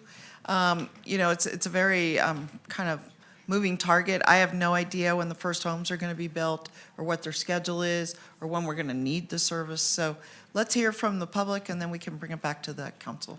And did you want to say something now? I'm sorry, I didn't see a hand. No, that's okay. I just had a couple of questions. Go ahead. I'm just going to break this down so I can understand it because I don't think I was here during the. You were not. There was. It's 3.5 years ago, I guess. Okay, go ahead. Sorry. Go ahead. Okay, so we have a project. Council puts a condition on it. What was the condition? What was the intent of the condition? Was it to provide fire services? Was it to provide medical services? Why was the condition put there? Do you know? It was a 2-person crew, which does not provide fire, and that was discussed. It was known that it was just to provide medical service. It sounds like it might have been an unrealistic condition. I mean, I don't know. I wasn't here, but now that we're looking at it, How does the $300,000 apparatus tie to this project? Is it something that fire wants, or will you be used in this area? I'm just trying to make the nexus between this project, this condition, and the $300,000 for an apparatus. We tried to come up with something that was equal to in terms of the cost. So for instance, the Toll Brothers is going to get their house back. So while yes, they're donating temporarily a house that's probably closer to $1 million, I'm guessing, by the time it's built. Right. That's a temporary donation. So they get that house back once we have a fully staffed and built fire station. So we're like leasing it. It's not ours. It's a temporary lease, I would say. Okay. We're not paying anything for it. And it's not ours. Correct. It will go back to Toll Brothers. Okay. Okay, that helps me. And then, Chief, can I just ask you a quick question? Thanks, Angela. Absolutely. How does this help you serve the constituents in this neighborhood or the stakeholders in this neighborhood? This is what I'm trying to understand, how this benefits the residents out there, what we're asking for. The change in condition, the $300,000 contribution. Thank you for the question. Dave Cochran, Reno Fire Chief. So we're trying to prioritize our response, our capabilities across the city. So for example, down south in District 12, which is the South Meadows, we have one engine covering a space about the third the size of Sparks that's running 3,000 calls a year. We're trying to get another rig down there, and we don't have the funding for that. We made a request in this funding cycle, and we don't have the funding for that. We have 8 or 9 apparatus that are breaching that 3,000 call volume. So we need a lot of help citywide. And I raise that because when we're looking at trying to staff the temporary station, I'm glad you made the point that this is not something we get. We have to give it back. We have to prioritize where our needs are. Right now, they're not out there. And eventually, yes, we will build a station, and it will be up to this council to fund the station and fund the staffing for it. In the meantime, though, if we get that $300,000, we can buy an ambulance now. We're working on staffing ambulances, I call it across the 4 points of the compass, but it's not literally that. In fact, we're looking at putting one up north because of the challenges with traffic up there. And this would be another one of those points of the compass where we would supplement our 4-person crew with the 2-person EMS crew. So we would essentially have 6 people responding in that area. And like I said, we can use that $300,000 now to acquire the apparatus while we work on a plan for funding for the station and the staffing. And just one other thing, all of the sprinklers, all of the houses do have sprinklers. 100% of the houses will have sprinklers. Okay, thank you so much. Thank you, Madam Vice Yeah. Mayor. Any other one round of questions before we hear from public comment? Okay. All right, thank you, Chief, for clarifying that. Could you call the public comment, Mickey, please? Madam Vice Mayor, we have 3 in-person public comments. Our first commenter is Alice House, followed by Deanne Radcliffe, followed by Addie Argyris. Okay.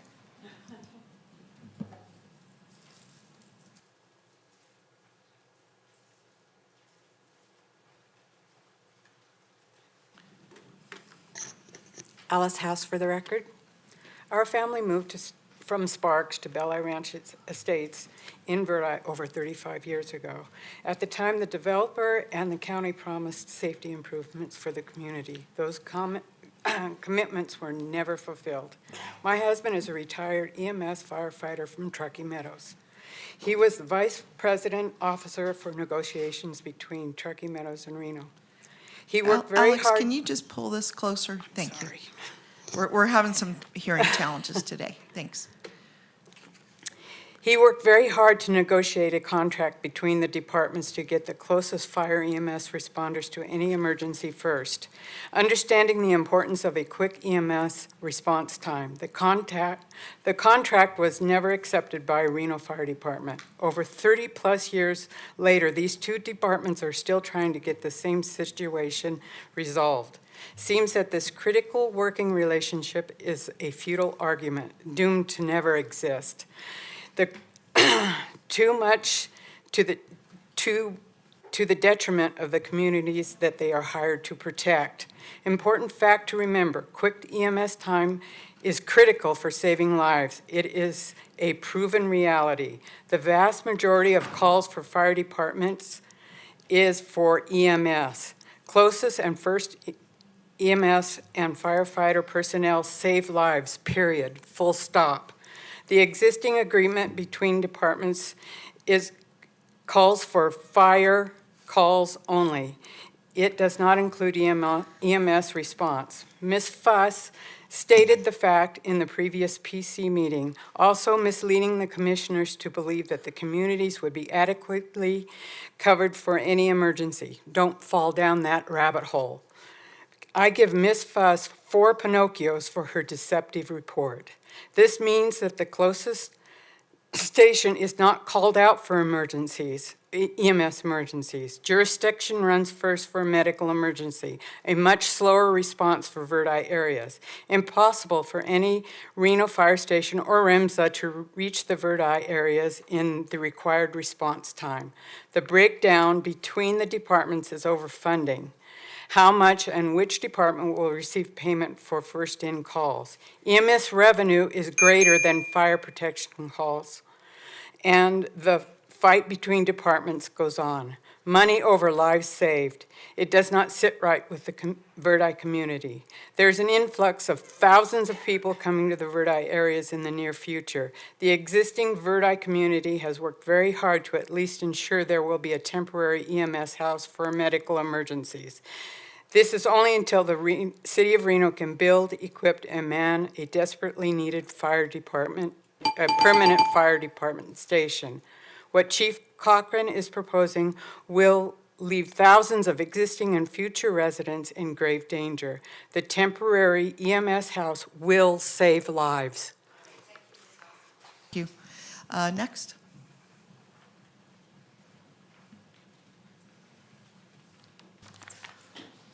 You're just going to speak? Yeah. Madam Vice Mayor, real quick, if you are an attendee in the Zoom meeting and would like to make public comment, please raise your hand at this time. And for the record, our next public commenter is Deanne Radcliffe. Okay, thanks. Good morning, members of the Reno City Council, and happy May 22nd. Thank you for being here. My name is Deanne Radcliffe, and I am a Reno native. Please lodge my comments onto the public record. Although my profession is in healthcare, and I serve as the American Heart Association Training Center Coordinator at my hospital, I'm not representing my hospital or the American Heart Association, but rather my comments are in my capacity as a private citizen. Numbers, let's talk.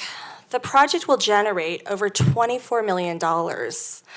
And this is only 1,200 homes in an over 3,000 home area developed. The 2025 City of Reno budget notes that over 277,000 people live here. The Reno Fire Department budget is roughly 24% of the total budget, according to documents I looked at online. More numbers. In 2023, 60% of Reno fire calls of service were medical. 30,000 calls. Reno fire response times are guesses for this unbuilt area.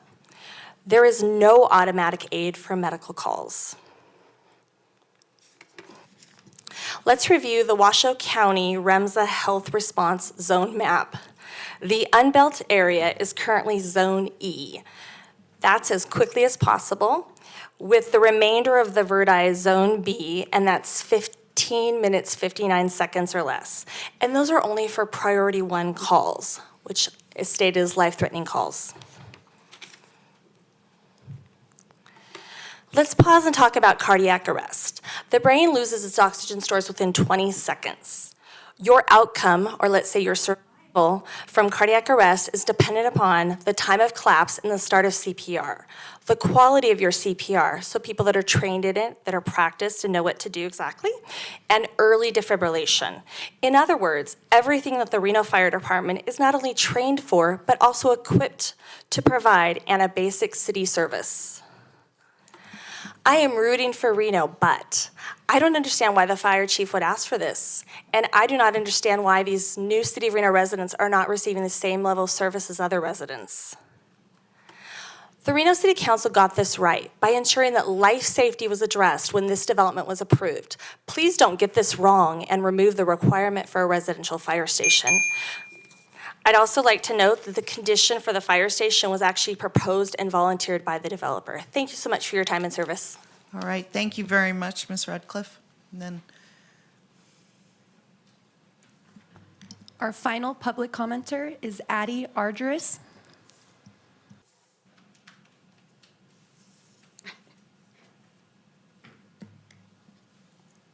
Addie Argyris.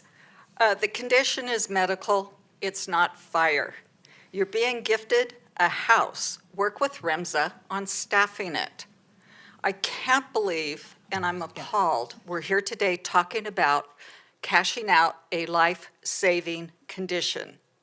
The applicant believes staffing and equipment for the temporary station may be, quote, needed or better served in other areas of the city. What does that mean? Does it mean the city's residents in Verdi don't need or deserve life-saving EMS? Does it mean they don't have heart attacks or strokes where EMS minutes decide life or death? Does it mean the city has grown too fast at the expense of medical safety and now must rob Verdi? Staff report acknowledges the intent of the temporary station is to, quote, respond to medical calls, but would not respond to fire calls. Yet the report only addresses fire and the conditions added for fire protection. Medical response isn't addressed because they can't justify changing this condition. So they spin a report to deceive the reader into believing all is okay for heart attack and stroke because there are fire sprinklers and landscaping. Wrap your head around that. The city no longer desires the temporary station, but in May of '22, voted to increase the 3,000 hard cap because the mayor wanted the station. Now, the condition is not put in to benefit the city, Reno Fire, or Chief Cochran. The condition was added to provide adequate medical response to the 10,000 plus future city residents in Verdi.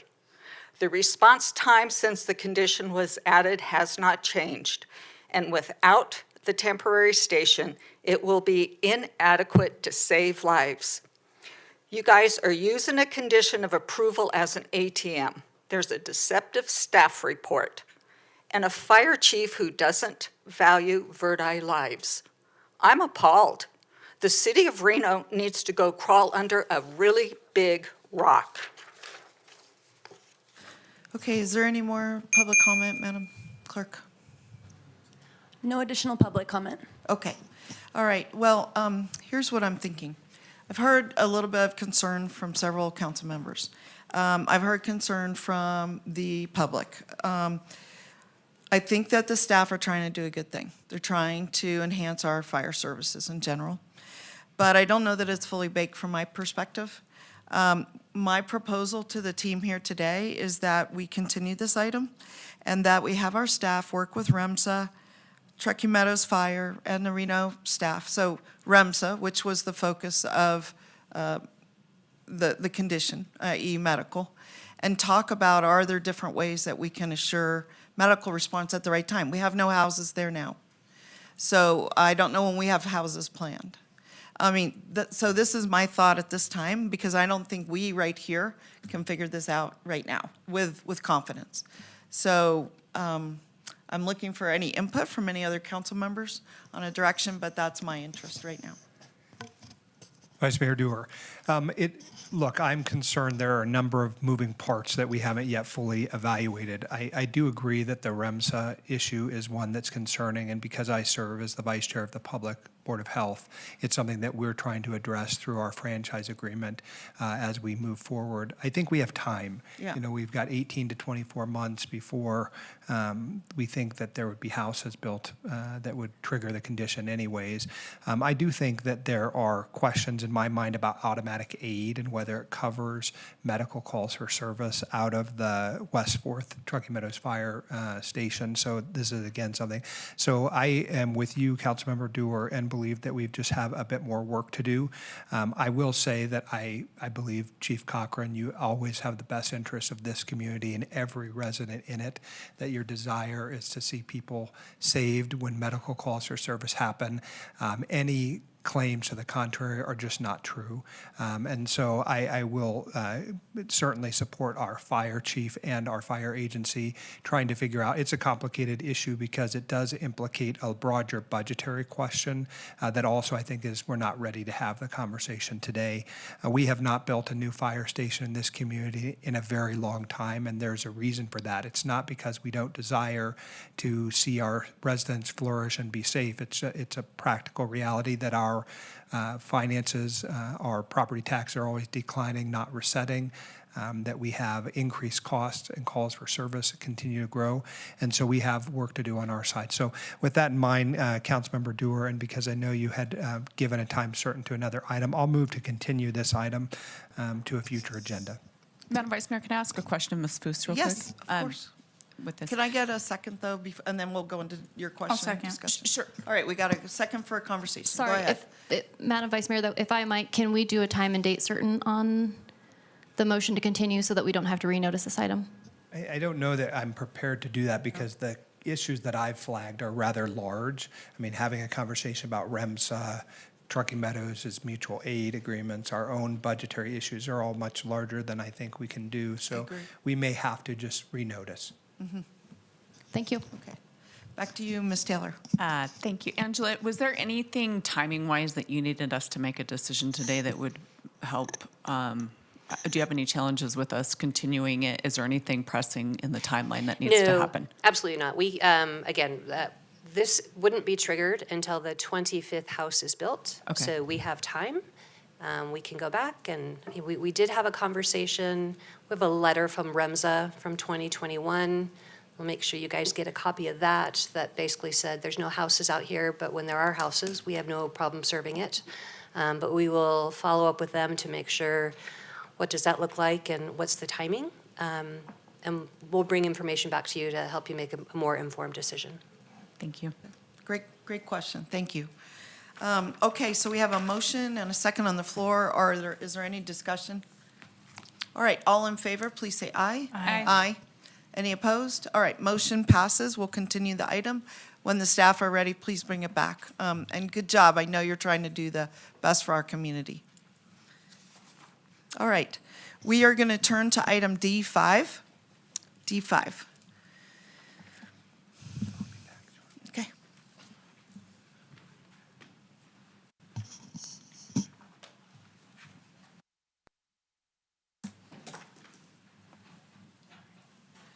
Okay, Mr. Flansburgh? This is not a public hearing, right? We don't have to. What's that? I'm going to have him do the presentation. Yeah. Good morning still.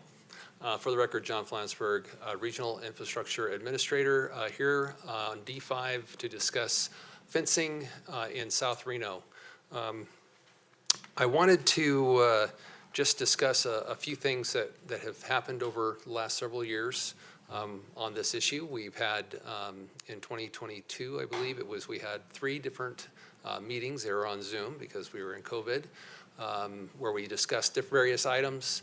From those meetings, we have gone out and placed, flashing signs. We have put in, but not just the speed limits and the speed radar feedback signs, but also instituted a nighttime speed limit in this area. But all those things are just to try to avoid the vehicle horse crashes. What we have before you today is to talk about putting a fence up that will create that continuous barrier from South Reno, Miraloma area, where it ties in all the way to Alexander Lake Road and beyond as part of the ARPA project that was approved earlier, and then talk about some other items in regard to this as well. I want to break this out into 4 different parts today in the fencing overview, and then I'm going to have Garth Oaksel, our consultant with JUB Engineers, go into the details. The first thing we're looking at today, which is critical, is an emergency temporary fence. This is getting horse access to water. As you are all aware, there was a developer who put in the fence per his development requirements, but that blocked the horses from getting water where they were getting water at. We've met out there in the field with the developer, 2 different developers, and they've agreed to hold that open for a period of time, 30 days, until we can get a emergency temporary fence in at Alexander Lake Road that would allow for the horses to get access to water. So that's the first ask today, and that's part of the overall $600,000. The second thing we want to talk about, of course, is the fence project that's already been approved and moving forward and what that schedule is.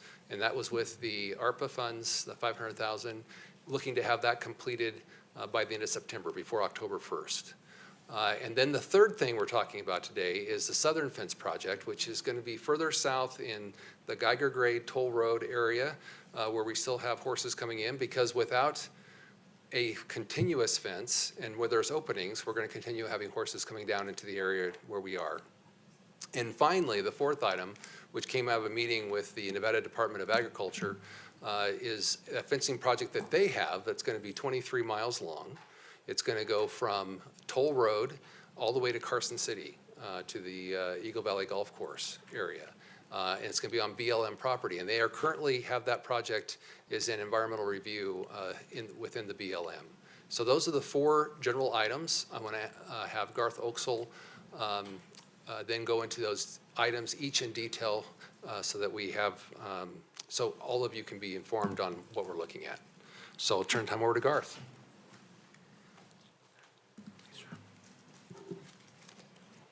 All right. Thank you, John.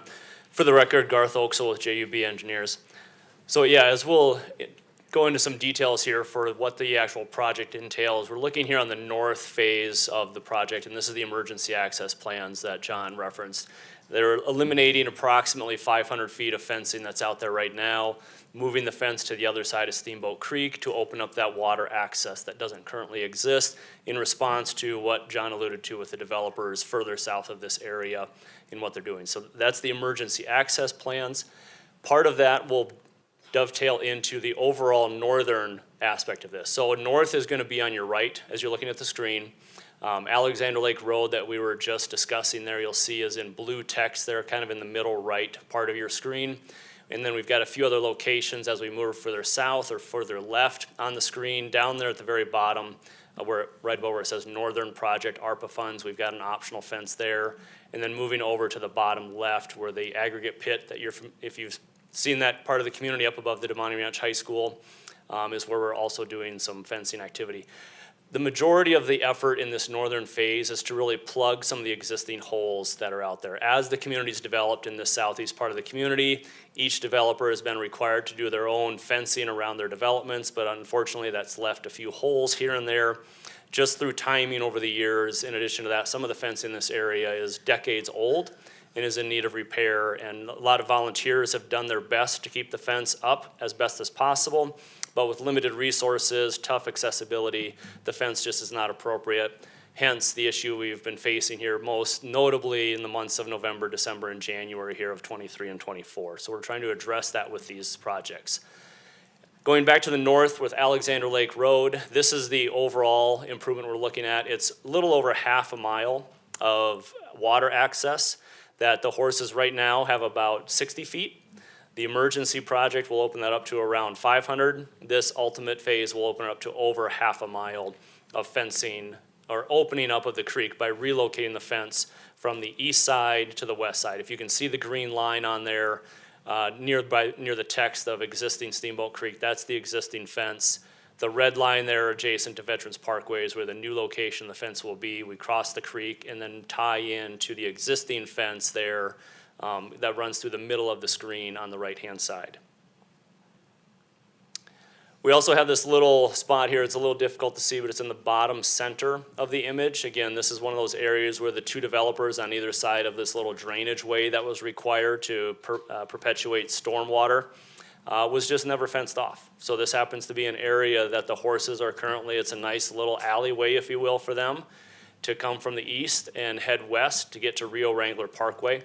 We're going to install a combination fence there of your normal Nevada forest strand as well as some floodway fence, so we're not impacting the flows of the water in that area.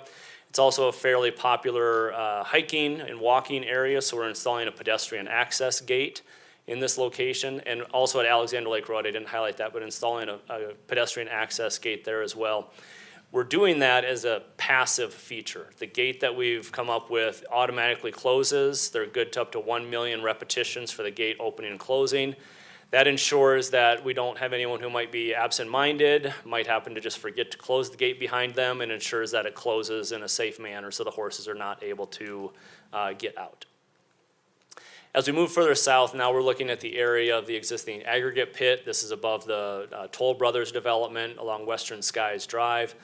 Again, you can see on the right-hand side of the screen, we have a number of private properties there. Some of their fence is in various states of repair. Some of it is not fenced. This will just provide a continuous Nevada four-strand fence looping around the aggregate pit there. And then as we jump to the south side of the aggregate pit, south being on your left, there's just some kind of a mismatch of fencing in that area. This is an area where volunteers have spent a lot of time trying to repair the fence over the years, so we're going to put in a more permanent installation. And then again there, if you look on the left side of the screen, there's just a small little red dot. That is also where a pedestrian access gate is going. Again, another popular walking, hiking location in there for the residents of the Virginia foothills, as well as the Toll Brothers residential development there. So that is in essence the north phase of the project. We stopped there because, as you'll see in a couple of slides here, as we move further south, we start getting closer to Geiger grade.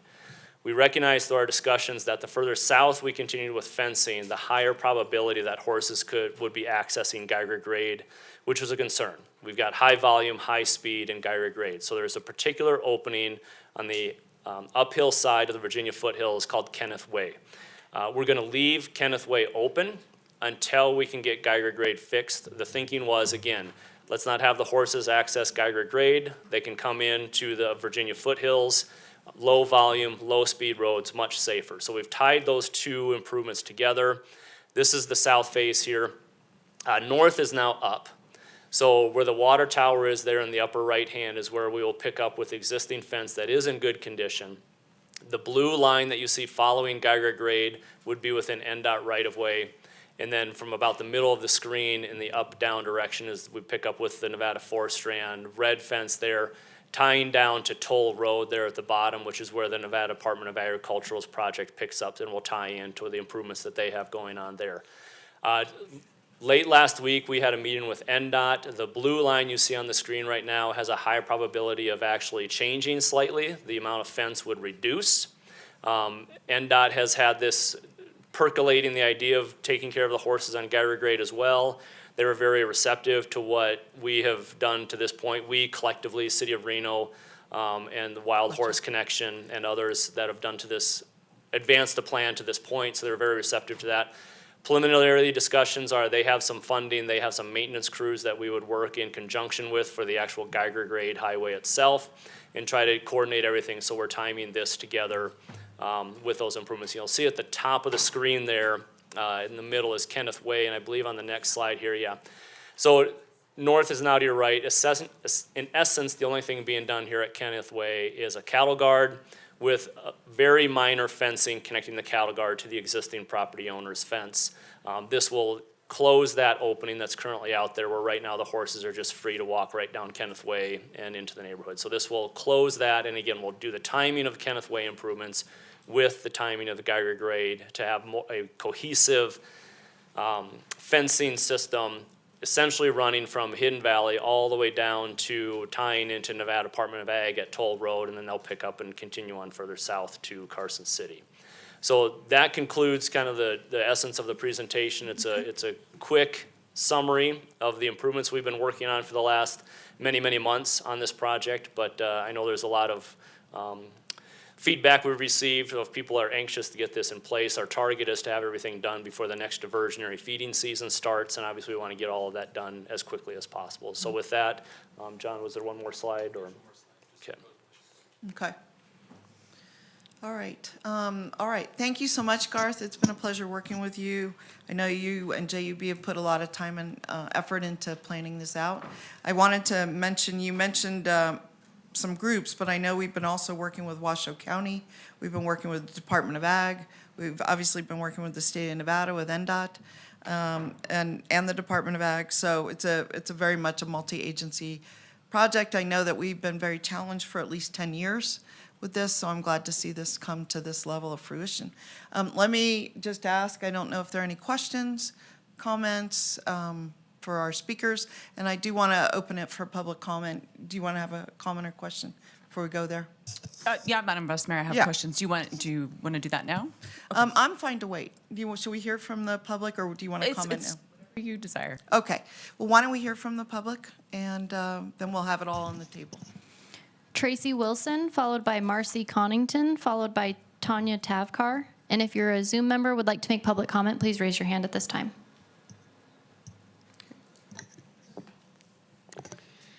Good afternoon, Madam Vice Mayor and Council.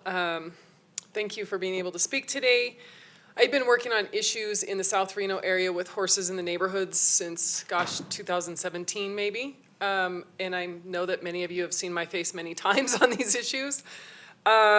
We've made really great progress, but as we all know, there's more houses, more roads and thoroughfares, more landscaping temptation for horses, and more people. And so in that, we're looking for bigger solutions.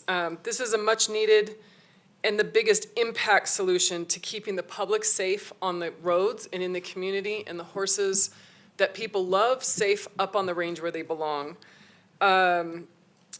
No matter how people feel about horses, I think everybody can agree that this is a good solution to put this fence in. Personally, if I and our team members can go to bed at night without the cloud of anxiety over our heads that we might get that call to respond to another accident in the middle of the night, is an overwhelming relief to think that that is within reach for us. But even more so, the work that's tirelessly being done to find these solutions and now to actually implement them at this level is a shining example of cooperation that I honestly hope other agencies will see as the example that it is. So I want to thank Councilwoman Doer for all her hard work over the years, and everybody else who has stepped up for this. And I know there are many at the city that I'm not naming, but I really appreciate all the work that has gone into this, to the planning, to Garth for his work, for John for his work. So of course, in summary, I'm asking that you please approve this funding. Thank you. Quick question, you have Yes. some time. What you didn't mention, which many of us know, but would be good to put on the record. I know that we've had more than 25 horse hits, but I don't know what the number is, and I don't know if you have a calculation. Since, I believe since December of 2019, it was 43. Okay. And every one of those horse hits, the way I understand it, ends up in a totaled car. It is vehicle damage regardless of whether the horse survives. Most of the time, the horse does not survive or has to be put down. A few have been lucky enough to escape with minor injuries, but almost every person who has hit one has had damage to their vehicle, if not completely totaled. Yeah. I haven't heard of one vehicle that was not totaled. Yeah. And so that's an incredible expense, but more importantly, incredible danger to the public. And I've spoken to some of these people who have hit the horses, and they have a version, it seems like, of PTSD. They're nervous to drive. Some of them are kids that are just learning to drive in that area. Yeah, I have responded to accidents in like the toll road area when I'm coming from the high school area, and I have gone all the way out to the highway and around because I don't want to drive down Veterans Parkway in the dark. I'm terrified of hitting a horse. Okay, you yourself? Yeah. All right, I think our team is like top of the list for the PTSD associated with Okay. this, so. All right, thank you. Thanks. Marcy Connington, followed by Tanya Tavkar, followed by Joel Taylor. Good afternoon, Vice Mayor Doer and all the rest of you, sorry. I live in the South Reno area, and I would love to see the fencing complete. I too don't want to drive at all in my neighborhoods, day or night. I don't see at night. I'm legally don't see at night. I refuse to drive at night, period. I won't even drive down the street. Anyway, I'm all for the safety of people, vehicles, horses. It's pretty simple. If we could complete it, I think we'd all be a lot happier. The horses are beautiful, love to see them, but I want to see them in their natural habitat. Thank you. All right, thanks, Marcy. Tanya Tavkar, followed by Joel Taylor.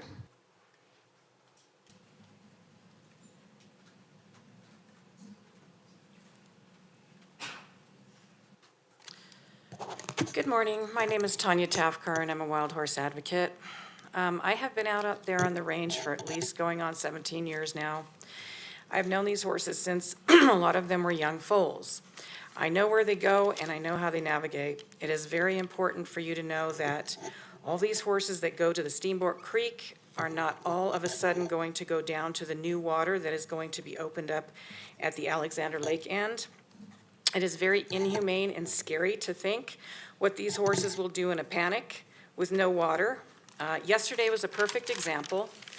I was out there yesterday when 20 horses came down from the mountain. They panicked because the developer put 2 huge boulders in front of the only little tiny gate that they have to access the water, which is so unfair. So 2 of the horses proceeded to jump the fence. They both got their feet caught in the barbed wire that the developer so conveniently did not remove. They were darn lucky to not get really hurt, but the day before yesterday, also another foal got stuck in there as well. My point is the horses that drink water at this creek will probably not go to that Alexander water. So they will be desperate and break through and find other ways, or some may get very sick and dehydrated and even die. So what's it going to take to change this? You know, I say deny the PUD amendment. Stand up for these horses once and for all, please. They have enough money to make one darn corridor for the horses to the creek, or make them put in a tank.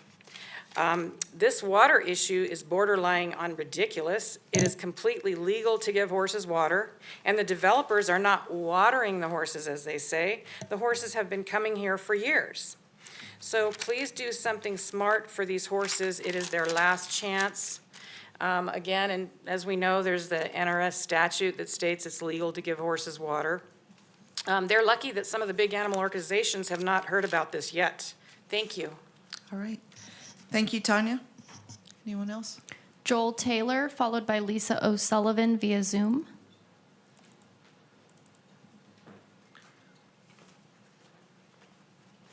Good morning, council members.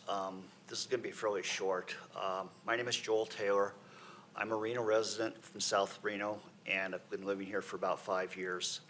I live on the next to the South Reno area, horse area, Steamboat Creek, and I've witnessed over the years all aspects of the horses. I've witnessed them being out in the pasture, enjoying the grazing. I've witnessed them crossing Steamboat Creek into the neighborhood, creating all kinds of problems there. Lately, I've witnessed the fences going up without the water corridors. So my understanding was when this development was going to come in, that they were going to provide localized water access to the horses. It appears that they did put a gate up. It looked like everything was okay. The gate was wide enough for the horses to go through. And for some reason or other, as Tanya mentioned, they put 2 large boulders, or 3 actually, and then one got moved out of the way. 2 large boulders in the way. So while technically a horse can get through there, it's challenging. The horses are very skittish on those types of things. I'm not really sure why they put the boulders up there. They had a corridor, they had a passage. These horses, this is their natural habitat. We're not feeding the horses water. We're not giving them artificial water troughs. We're allowing them into their natural habitat. So it's going to take a concentrated effort to move these horses up to Alexander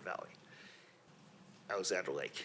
If the effort is not made to move the horses or get the horses to migrate up there, the horses will continue, fences be damned, as the saying goes, the horses will continue to come down into Steamboat Creek because that's where historically they've always been allowed to access water.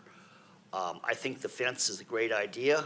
I mean, I was pleading for fences along Steamboat Creek proper, not the area where the horses are getting water, but the Steamboat Creek proper. I was pleading for those fences to be maintained because the older fences that were there were not sufficient. The horses were getting through those on a regular basis, coming over into our neighborhood, and bad things were happening. Again, this is a very localized point of view, but I would really like to see the fencing done with the perspective of a short-term solution to allow water where there typically have historically been allowed water, and then making sure that the effort is being made to move the horses logically up to Alexander Lake. Thank you very much. All right, thank you, sir. Lisa O'Sullivan via Zoom. Good afternoon. I am here today to ask you to please fund the south half of the South Reno fencing project. I thank you all for all you have done so far on this project and all you are still trying to do. I believe the time is now to complete this project with Reno growing as fast as it is. We know for a fact that if this project is not completed, the horses will come usually late summer and fall. As you look to the surrounding desert hills and you see how brown they are, it's no wonder why the horses come into the area with all the lush green lawns on the sides and medians of our deadliest roads, not to mention all the lawns of the many neighborhoods. We can prevent horses from coming in, and we can prevent these terrible horse vehicle accidents. Your decision to complete this fence will save lives, both human and horse. We are lucky that no humans have died in these accidents in this area, but it doesn't mean it won't happen. Also, please think about the horses that suffered greatly after being hit and were gravely injured, like Victoria. Victoria was hit at night on Veterans Parkway. She was thrown up over the vehicle, suffering a broken leg. As we arrived, we saw Victoria with her 4-month-old baby, Meredith, nursing from her badly injured mom. It was such a heartbreaking sight. Her baby became an orphan that night. Another horse, Piccolo, was hit on Rio Wrangler, and all 4 legs were broken. As he tried to repeatedly get up, witnesses had to watch in horror as he scrambled around until he could be shot and killed to end his suffering. Last year, 6 horses died on these deadly roads, all tragic. This is preventable here in South Reno with a complete fence. Again, I ask you to please once and for all vote to fund this fence to make South Reno a safer place for people and horses. Thank you. Madam Vice Mayor, with that, we have no additional live public comment. For the record, I would like to note that we did receive 36 comments, which were associated with item D5 prior to 4 p.m. yesterday, May 21st. 32 letters in favor and 4 letters of concern. Those have been distributed to the Reno City Council and are available to the public on reno.gov/meeting. Okay. All right, thank you. All right, we will commence with council questions. I think you were first up, Ms. Taylor. Thank you, Madam Vice Mayor. John, I have a couple questions for you, please. You mentioned where the water source that the horses are getting to now. Whose water source is that? It's Steamboat Creek. So is that Army Corps of whose jurisdiction is that? Well, I mean, Army Corps would have obviously some permitting say there, but as far as the water source, it's a water of the U.S. And it's tributary to the Truckee. Okay, so are the horses supposed to be there getting water from that source? They've been getting water from that source for a long time, yes. Okay. What is the land ownership throughout this? Is the city of Reno, I see the Department of Transportation, the Department of Agriculture. Who has jurisdiction over this? So specifically, I mean, there's adjacent parcels that have ownership as you go through. The one we're looking at, like at Alexander Lake Road, there were like 3 or 4 parcels between Miraloma, Alexander Lake Road, and down to South Meadows that were purchased for the Veterans Parkway, Southeast Connector Veterans Parkway project that have now been given from RTC to the city of Reno. So they're in city of Reno control now. So is it the city's responsibility to mitigate these horses?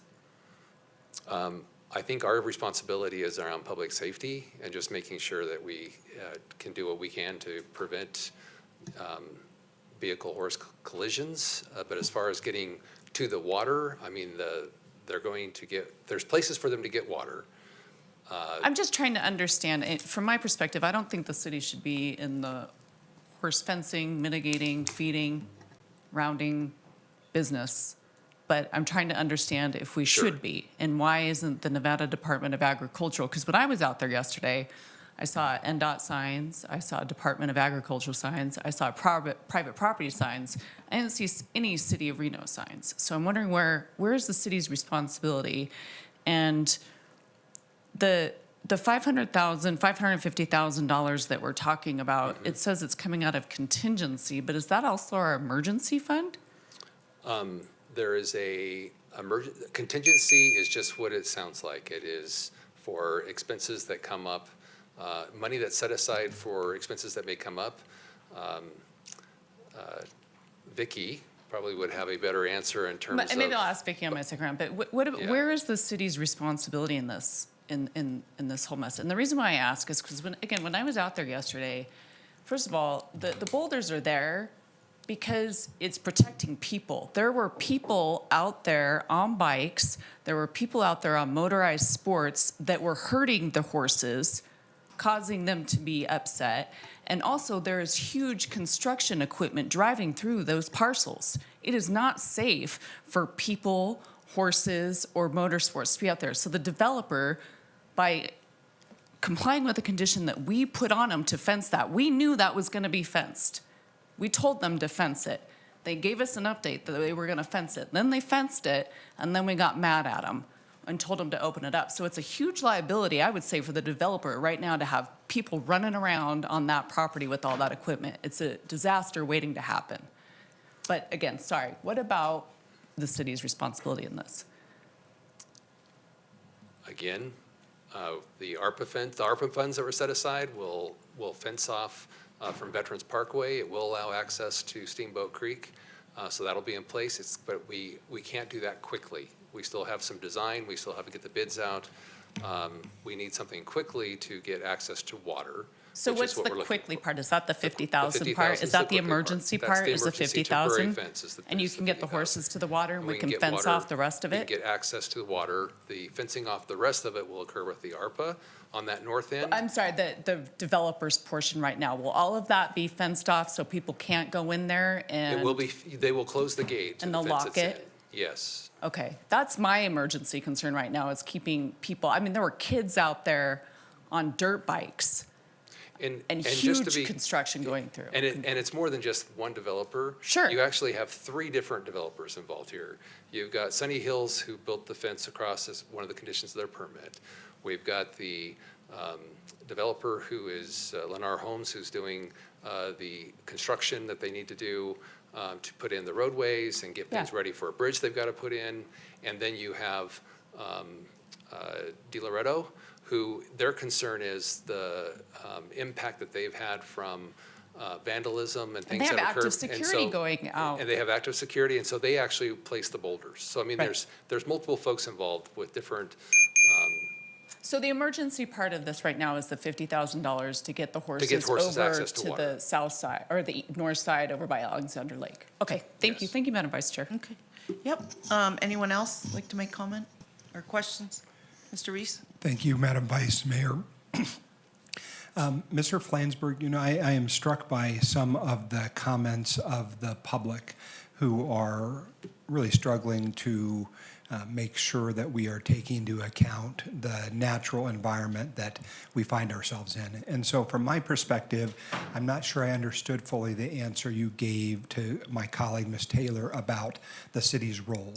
It would seem to me that one of the roles that we have as a city is to ensure that our public, which is driving around in this area, going to school or home or work, that they're also safe. And so when the horses are able to come down in the communities, as they will and naturally would, we've had all these interactions which are quite sad, and we heard some of them, and I think really gives me pause about why we need the fencing, right? Why the plan is necessary, because it protects our residents, but also certainly protects the horses. And so I didn't totally understand your response. Is there, how can I square the two concerns? Because I understand that other agencies may have equal or concomitant responsibilities, whether that's NDOT or the ag folks or BLM. But I see us as having a role as well, and so that's what I'm trying to understand. Yeah, you've stated it. The role we have is public safety. We are trying to mitigate vehicle, horse collisions. We're trying to, for the safety of not only the traveling public, but for the horses themselves. And you feel confident that if we vote in the affirmative on this particular item, that we will make a measurable impact in how we create safe environments for our public traveling on the roadways, but also for horse populations throughout the range? Absolutely. Okay, and so I suppose that's where I land then. I want to make sure that we make investments. I think it's a fairly small dollar amount. I mean, we are trying to stretch every dollar everywhere I can. And again, because I take into account all of the folks who have written in and come today in public comment, my voice will be to support the agenda item and staff's recommendation that we can continue and complete this part of the fencing project. Okay. All right, anyone else? Ms. Ebert or Mr. Martinez? Mr. Martinez, did you? Okay, well, okay, you want to do rocks, paper, scissors here, or? Okay, why don't you just go? Oh, you're going, okay. Please. Thank you so much, Madam Vice Mayor, and thank you to staff for getting all this together. I will say that even at this point, hearing public comment and listening to the presentation and doing my research, having been out there for a while, I am conflicted in supporting the full amount that is being asked in this motion. I do understand that we need to, make sure that we have public safety top of mind and that folks aren't getting hurt or feeling, panic or anxiety as they're traveling through our streets. And so that's important to me in making sure that horses still have access to water. We really don't want, horses to be dying on our streets or be dying in our foothills and of dehydration or getting caught in the fences.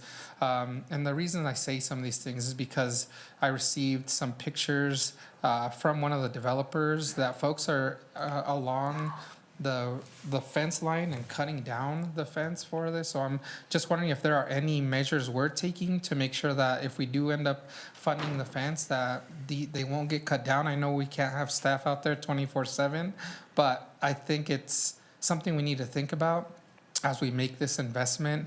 I am in favor of supporting your first request of the emergency temporary fence for $50,000 to put in that. And my concern a little bit with your request number 3 for the Southern Fence project also comes with some of the comments that we've heard over the last couple of weeks when it comes to folks asking about transparency. And I know we had discussed ways to use our contingency funds over the last budget meetings and hearings that we've had. I just don't feel like the council itself has had the ability to look at all the projects that we want to fund with our contingency, and this would take up about 60% of those funds. And so I would just be more comfortable with us allocating the funding to putting up the temporary fence and then revisiting the Southern Fence project for $550,000 as a whole when we look at all the other projects that we can fund with the contingency that we have this year. Okay. Ms. Ebert? Yeah, I just wanted to say that I do support the fencing project, and I understand that sometimes things happen that, we can't travel back in time. We can't change the vote on the development or what was allowed at the time.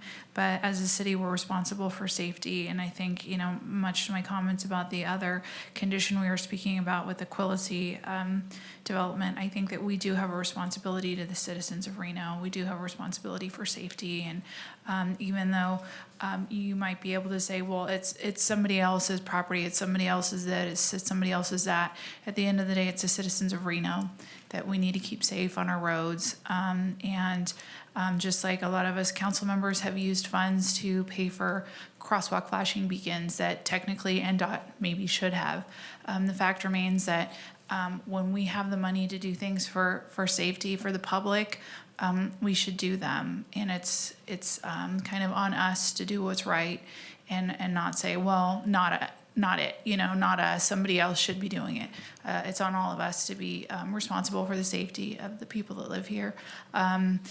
And even if you don't want to see it as a safety concern for the horses, if you don't care about animals, you should at least be concerned about the safety of the people that live here and drive here.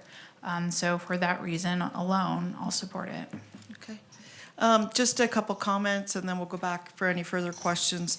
I want to keep our eye on the ball, and that is that the main thing we're talking about here is a fencing project. And the fencing, through huge number of participation in public workshops, has been identified as the right answer. It's what NDOT has done down at US 50. It's what Department of Ag has done elsewhere. This is the City of Reno land area and sphere. The fact that a developer fenced horses out of water was very unfortunate. Luckily, that developer was willing to open the gate that they had installed and allow water use. But the main point of discussion here is a fence, and you can't have half a fence. And that's, I think, what we really need to keep our eye on the ball. To Ms. Ebert's point about public safety, that's what this project is. The fact that we would accelerate a portion of the project, moving a portion of the fence in the next 30 days versus the next 60 days, I think is just our humane response to the situation that has been created that we did not create. And we're trying to be responsive. I think I think what the developer did was very unfortunate, but I think we as individuals have to really look at our humanity and our humane stance, and if there's something we can do, which is simply accelerate a portion of a larger project to deal with an emerging issue, I think that we should do that. So I'm in support of where you're going. I guess at this time, I don't know, did you have another comment, Ms. Taylor? Thanks, Madam Vice Mayor. I guess I think the project is something to talk about in the grand scheme of the whole $1 million of contingency. I agree with my colleague, Mr. Martinez. We have $1 million and we're looking at spending over half of it right now on an emergency project that hasn't gone through the vetting process the other projects have. And in good conscience of the other constituents that we represent, I can't say that I am going to vote for a $550,000 fencing project when I'm just curious, maybe it's not a lot of money, but $550,000 I think could buy a couple cops, firefighter. I think there's a lot of other contingency items within the city of Reno that are actually our responsibility that provide direct public safety. I'm not saying this isn't a public safety incident, not at all. I'm saying that I would maybe rather us work with the Nevada Department of Agriculture and say, these are your horses, this is your responsibility, how do we work together and have that conversation? But the mechanism or the method, the process that we're using to fund this right now, I don't think is transparent. I think there are other more pressing issues within the city that provide direct public safety benefits other than horse fencing. I'm not saying it's not warranted. So again, I would absolutely approve the $50,000 to get us to where we need to be. I would much rather like to see this $1 million come back and we have a collaborative, transparent discussion on what we want to do with those contingency funds, which I thought was going to be something that was going to happen within the budget process. But I appreciate all the work that you and your team have done to get us to this point. Thank you. Okay. And then any other comments from anyone else? I'll just make one final comment, I guess. I think you bring up a really good point, Ms. Taylor, about public safety. And the challenge is that each of these 43 horse hits has required deployment of our police and our fire resources in the middle of the night to respond. They've been out there for hours as the road is closed, and then they have to help with transport of a horse off a road. And then our police, according to our chief has told me, are getting PTSD themselves from having to shoot a horse. And so we've created a very difficult public safety problem that our public safety providers are having to respond to. And I think if we could get the fence, we wouldn't have 43 horse hits, 43 deployments of our police, our fire, for out there for hours, managing the public safety. So those are, I'm trying to balance the public safety issues, and I think at the end of the day, I've been told it cost about $1 million to fully outfit a police officer, put them through training and so on. So I think this is actually cheap at the price in terms of prevention versus response, and that's where I come down. So I guess I will go ahead and make a motion since it's a good portion of it's in my ward, and so I'll make a motion to approve the staff recommendation. Second. Okay, is there any comment on the motion? Okay. All in favor, please say aye. Aye. Aye. Any opposed? Nay. No. Okay, all right, and then let me just ask, I didn't know if the mayor was on or not on, or, Madam Vice Mayor, the mayor is not on at this time. okay. All right, well, that motion fails then. I will make a different motion. Wait, that motion passes 3-2. I don't think so. No, we need 4 votes. Oh, I didn't, sorry. Okay. So I guess I want to ask my colleagues, we already have the Department of Agriculture coming to the table. We already have Washoe County, and they have offered to install a cattle guard, which will save us money, and Department of Ag, NDOT, et cetera. Let me ask Garth, you know, how much money do you think they will save us? So for the record, Garth Oaksall, JUB Engineering. So the cattle guard that Washoe County currently has in possession, that's around $25,000. It could be up to $40,000. A lot of it depends on if it's installed in the gravel portion of Toll Road or the asphalt portion. Obviously, the asphalt portion has more cost to it. So we're probably looking at about $40,000 to $50,000 in savings in working with Washoe County there. The recent meeting with NDOT, them installing a cattle guard, there's another about $50,000 savings, probably a little bit more due to the fact that it's on gyro grade. And then the fencing, they indicated to us that they had funding and could do a cooperative agreement with the fence on that one. So we just came up with a concept of what that would look like. So that's reduced our fencing needs for the south phase. But we are looking at some savings, and that is something that we can, now that we've recently had some of these conversations here in the last week, go back and put the pen to paper, especially with the NDOT. We developed an image that we are sending to them for kind of their initial blessing, if you will, to make sure that from a verbal communication standpoint, we captured what they were verbally telling us, so it's down on paper. And then once that is tentatively agreed, we can have quantities and take a look at that closer. So Okay. there are opportunities for some cost savings in that south phase. I had figured that we need the money in order to go to bid. The contributions from Department of Ag and Washoe County will come later, and I assume would be reimbursements back to the city. So the net might be, instead of 600,000, 500,000, something like that. Is that what you're telling us? I think it possibly could be less than 500, yes. 'Cause Okay. especially with the fencing reduction along gyro grade. Okay, well, and I'm also concerned that I know you've looked at just doing a portion of the opening for 50,000, but I guess I'm concerned that you really need to do, like, you should just do the project. I don't know what you plan in terms of a temporary. The emergency temporary fence, I think, Yeah. John, you want to take that one, or? Yeah, for the temporary emergency fence, the 50,000 we're asked not to exceed just gets us the access for the horses to the water. Yes, it would be wonderful if we could do the ARPA fence and get it done. No, I in that mean, time just frame. the opening, I think Garth had said 3,000 feet or 2,500 feet, whatever it is. Oh, the overall ARPA project will open up about a half mile, so. Right, but what I'm saying is, my understanding from Garth earlier was that to open it up costs $80,000, 81,000, you had told me, Garth, prior to this. So I guess I'm just asking why we're not just doing that part of the project. Yeah, for the record, Garth Oaksall, JB Engineers. So part of it is we still need to get the nationwide permit with the Army Corps of Engineers to put the floodway fence in a permanent installation Okay. at the south ends. And we are, BLM told us they were backed up. We are still waiting for the temporary permit to replace the existing fence line along BLM. We submitted that a couple of months ago. So there are a couple of those type of processes that Okay. need to go through for a permanent Okay. installation. So I guess what I'm asking is, you know, I get that there's a interest in doing the amount of money that would take to do the emergency repair or emergency opening for water. The 500 feet is really not sufficient. Is there a different number? I mean, what if we approved 100,000?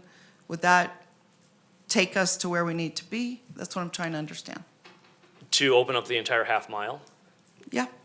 So we're looking at the estimate for that being less than the 100,000, but again, it would be the permitting requirements that would be potentially, we haven't had those conversations of doing an emergency for the entire half mile, of what that would look like with all the parties involved.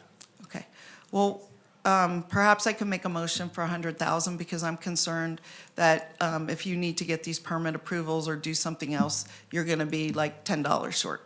And I think that's not good budgeting either. So maybe I'll make a motion to approve $100,000 out of the contingency fund. Can I ask a question? What does the 100,000, what do we need to get the emergency? Where does the 50,000 and the 100,000 come in? I don't understand the difference. Okay. Oh, okay. Okay. For the record, John Flansburgh, Regional Infrastructure. So the 50,000 was what we just put a quick estimate on to get a fence in, temporary emergency fence, and do it in the next 2 weeks from this meeting.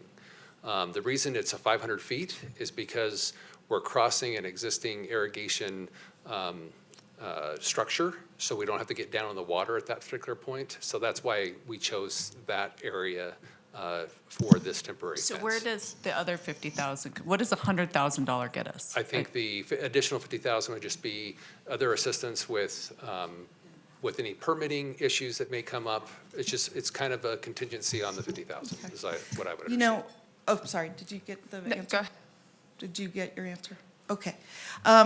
You know, I've been advised that we've had a technical denial. I made a motion and it didn't pass. I think the staff need to do a little bit more work and get their minds together on what it would take. And what I would like to ask is, I know that we have some folks waiting. We have a lunch break. And so what I'd like to do is ask you to go back to work and actually sharpen your pencil and talk to us about what it would take, because I hear my colleagues. So if you would be willing to do that, I will table this. I don't know if I need a motion. Please advise me, Mr. Attorney.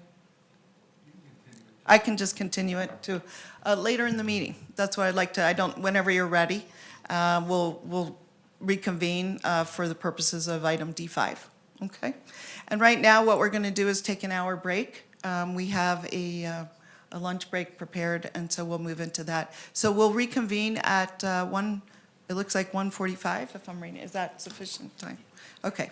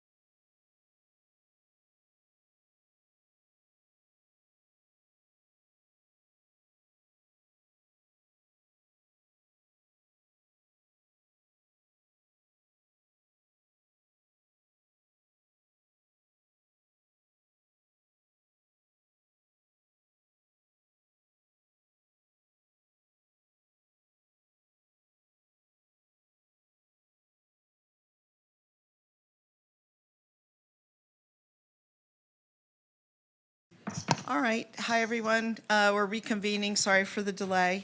We're going to go back to item D5. Let me just ask, what, you're smiling? Nope, I'm here for you. So we're reconvening at On budget? 2:05. And Mayor Sheevy and Councilmember Breckus are absent at this time. Okay. Madam Vice Mayor, I'm prepared to make a motion on item D5. Okay, sounds good. I'll move to approve the funding for the temporary opening, and I hope I'm using the right word, in an amount not to exceed $60,000. Okay. All right, I'll second that. Okay, any discussion? All right, seeing none, all in favor, please say aye. Aye. Aye. Any opposed? All right, motion passes unanimously. Okay. All right, we're moving on to the budget, and that is, let me just make sure I've got my agenda here.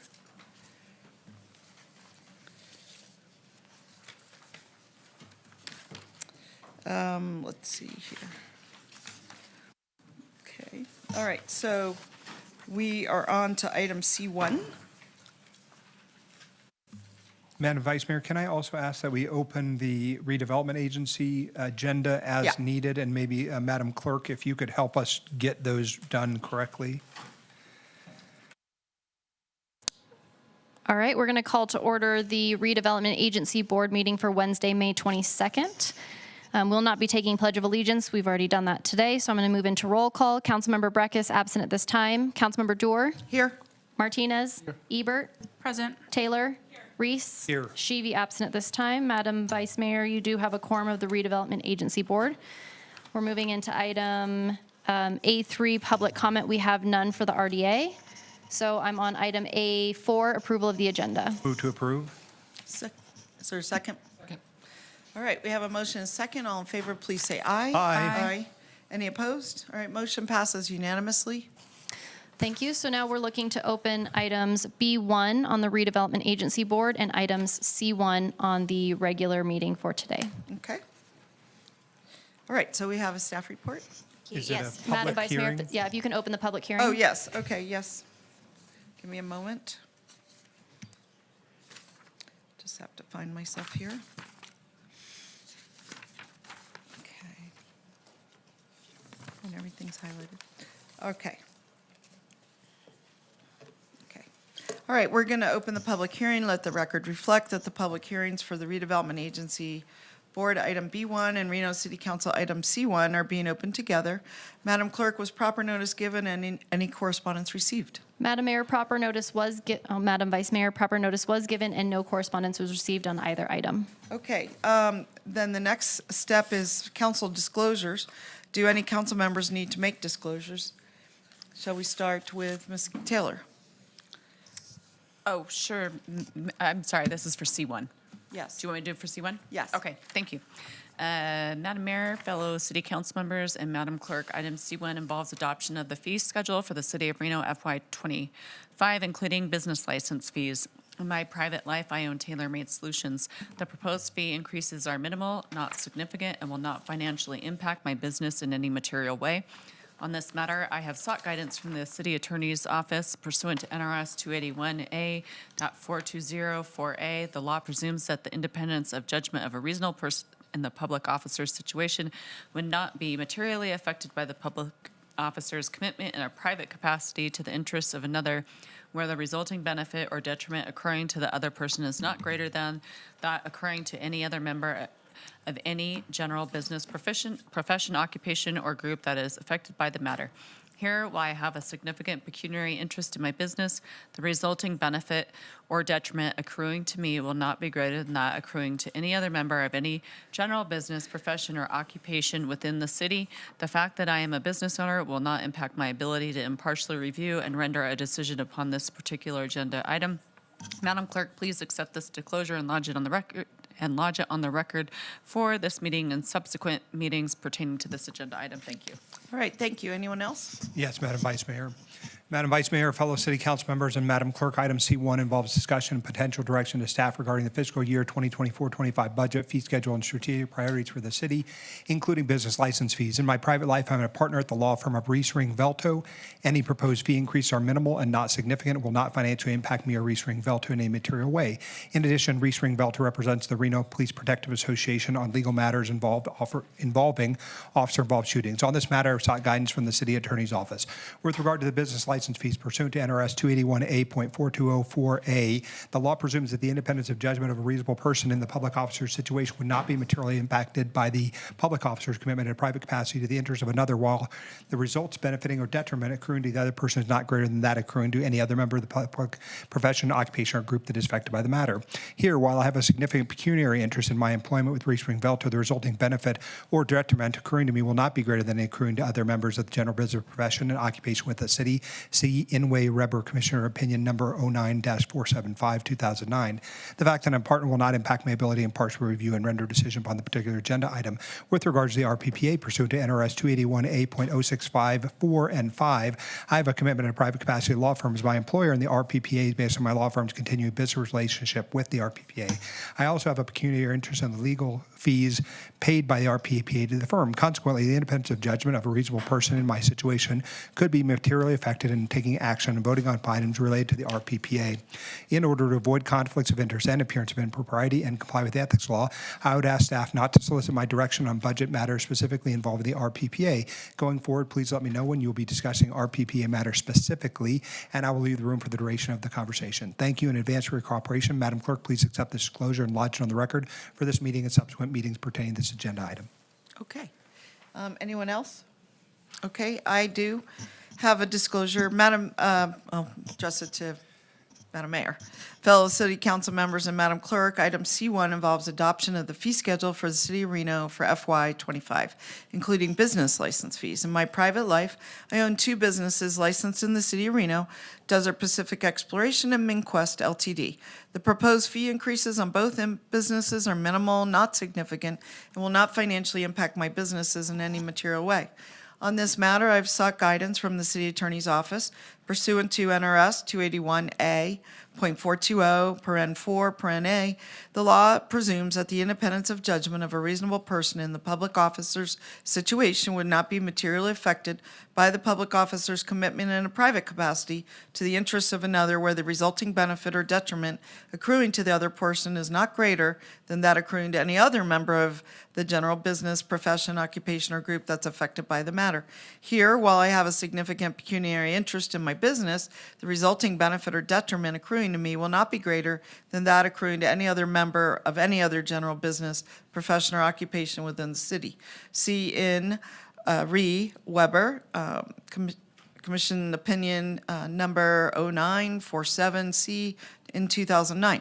The fact that I am a business owner will not impact my ability to impartially review and render a decision upon this particular agenda item. Madam Clerk, please accept this disclosure and lodge it on the record for this meeting and subsequent meetings pertaining to this agenda item. Thank you. And then again, is there anyone else? Okay, seeing none else, please proceed. Thank you. Thank you, Madam Vice Mayor, and council members. Vicki Van Buren, Director of Finance, for the record. Today You I'm know here. what? I just realized per this script, I should call for public comment. And so let me ask our Madam Clerk, do we have any public comment? Madam Vice Mayor, we do not have any public comment. Okay, so we can check that off. Please proceed. Perfect, thank you. I'm very pleased to be here today to present to you the budget for fiscal year 24-25. This is the budget hearing, the public hearing for this budget. As you know, we've met previously. We had two special meetings prior to this with you as council.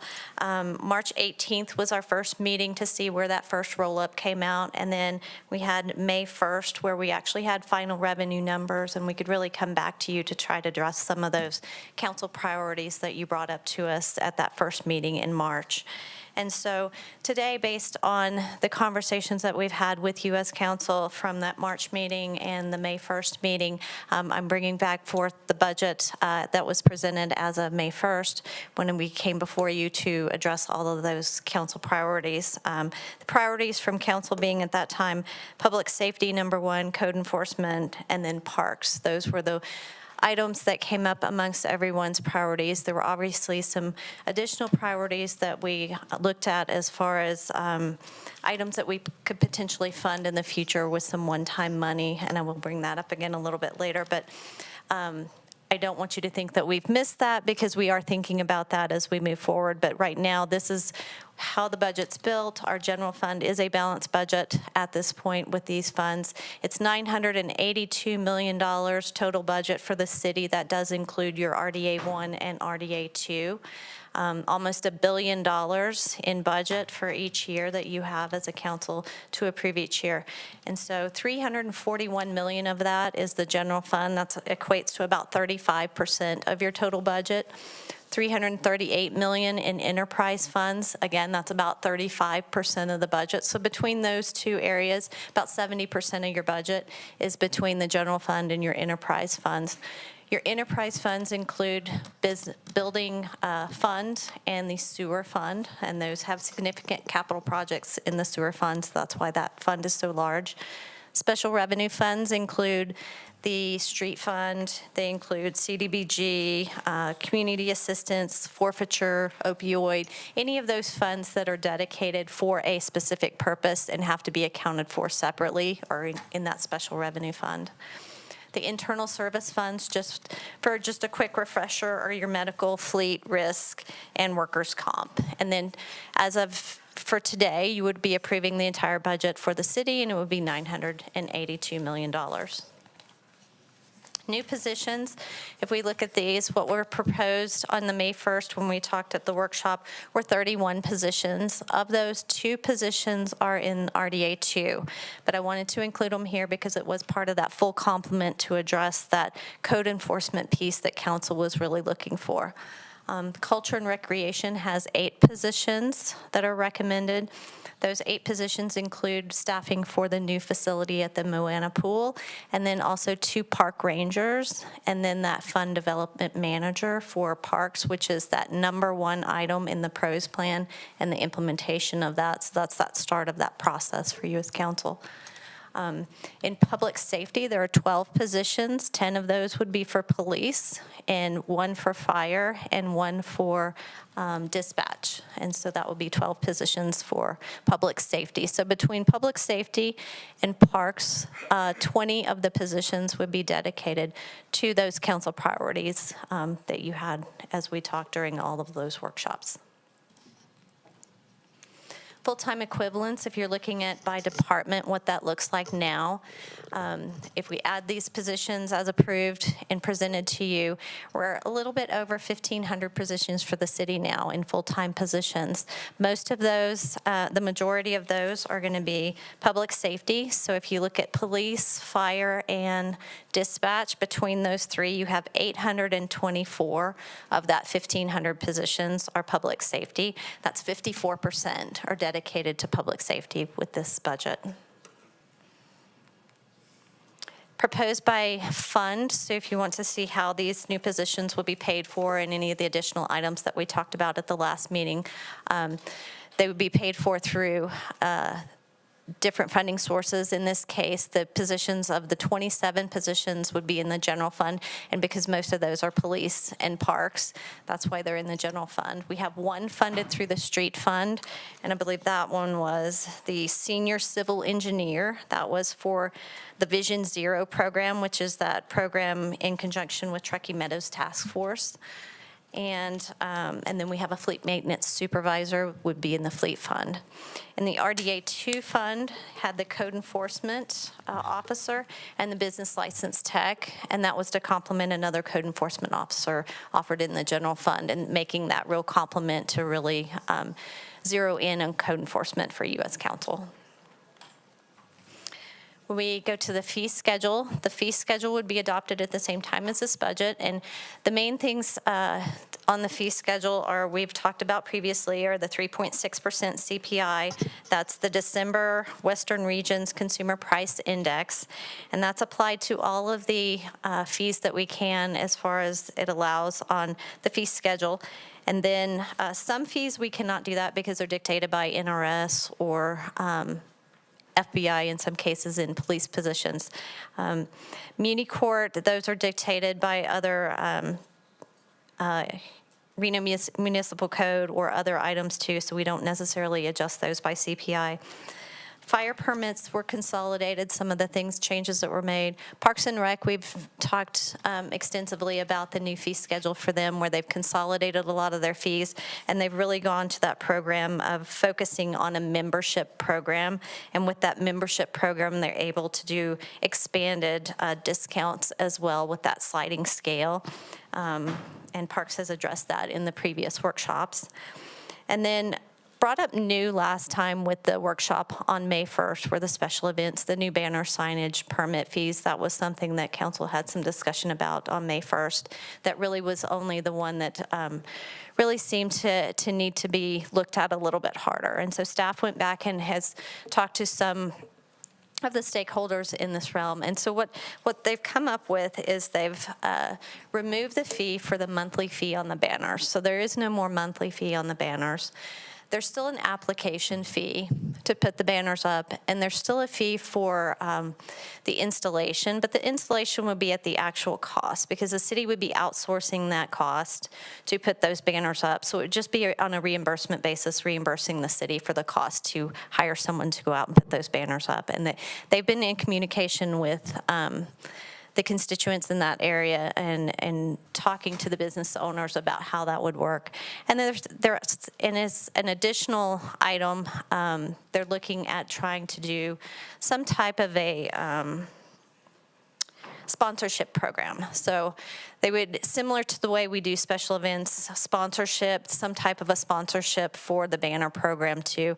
It's not exactly worked out at this point, but they would be able to apply for some sponsorships too. Since this is a brand new fee this year coming onto the fee schedule, they really felt that that would be helpful to anyone that's impacted in the community to be able to move forward with some type of a sponsorship as well. So Just a quick question, I'm so sorry, but I thought that you guys had maybe put in the budget a fund to potentially offset the cost of this, or am I misunderstanding the installation we versus a didn't have monthly any fee? extra funds in the budget as it was built, so we are looking at a way to fund some funds for this in the future. Okay. We have some ideas on how to do that. We just haven't worked it all the way out yet. Okay. But they did remove the monthly fee, so there is no monthly fee for the banners. And previously, there wasn't a dollar amount for putting up the banners, the installation of them, and that was reduced to just whatever it costs us to do it, to pay someone to do it, that the city would get reimbursed for that. So the city's not making any money off of it. We're just making sure we're whole again. So those were the changes that staff had worked with the business owners and such to work that out. Changes per statute and ordinance. We have the building valuation table that was implemented in February. Well, it came out in February, so it would be on the new fee schedule. And then code enforcement has been moving through that process coming forward to you. So it is included on the fee schedule. And I believe there's a couple more approvals to kind of go through to make sure that it's ready to go for July 1st. But that enables the code enforcement division to be able to change the fees every year or to at least address the fees to see if they are still appropriate versus being on Reno Municipal Code where they can't change them. So that's all I have for you today. I only had 5 slides because that first meeting, we really went into a lot of detail on all the revenues. When I came back at the second workshop, we really went into a lot of detail on what changed and if there's any additional money that we could put towards some things. We did talk about opportunities for future funding, future one-time funding. Some of the things that came up were e-waste disposal. I know council was very concerned about that. Reno Works, tree maintenance, cold case.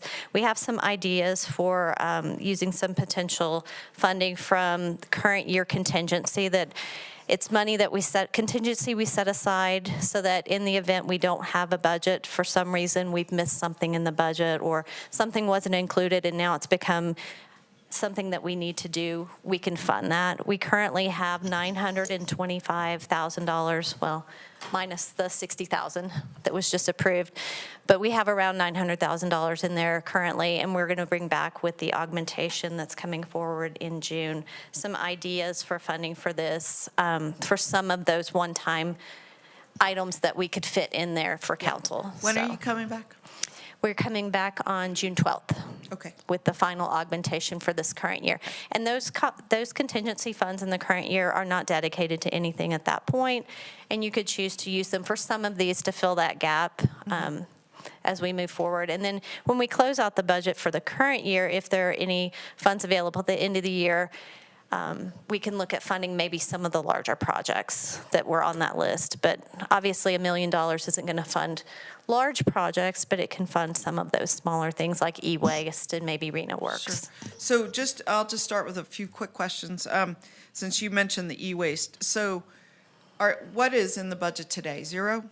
In the budget today is a position, a neighborhood To work coordinator with- position to do this full-time. Okay, but no funds to actually pay? But no funds. Okay, so we talked last time about maybe 75,000. In subsequent conversations I've had with the staff, they said 100,000 would be more appropriate given the 6 wards and the cost. So could you put that as a placeholder? Sure. You know, to talk about at our future meeting? Absolutely. The other one I wanted to talk about was we have a short-term rental assistance program for 3 months, but it's really not getting the job done. We spend a lot of time on affordable housing, a lot of time on housing generally, a lot of time on homeless issues. What I've experienced, I send a lot of people to the 3-month rental assistance program, and in 3 months, they haven't become sustainable. In other words, they haven't been able to find their employment or pay off their other bills to become sustainable. So I'd love to see at least a consideration of some funds, and it's probably a couple $100,000 to start the long-term housing subsidy program. I think it would be incredibly helpful and would really complement the decisions we made about the affordable housing initiatives that we spoke about last meeting. You know, we approved some things and we didn't approve some things, but we mostly talked about the fact that money talks, and the issue that we're doing sewer subsidies and permit fee subsidies to underwrite affordable housing. I thought that's very significant. I think we've spent almost $10 million on that. And I think it'd be a very good compliment to spend a couple $100,000 actually supporting the people themselves that are moving into these places. And it might just be a focus on seniors and veterans, which has been a passion, certainly of mine, but other council members as well. You know, they seem to be the neediest in terms of not having the wherewithal to meet rent increases and that kind of thing. I'll come back later to just ask about the fees. I'm sure everybody has some comments or questions. Let me start with Councilmember Reese. Thank you, Madam Vice Mayor. I don't think I have questions or comments, but I do want to extend my gratitude and thanks to you and your team, Ms. Van Buren. Each year, I think the budget under your leadership specifically has gotten easier to navigate, meaning the public is able to engage with it.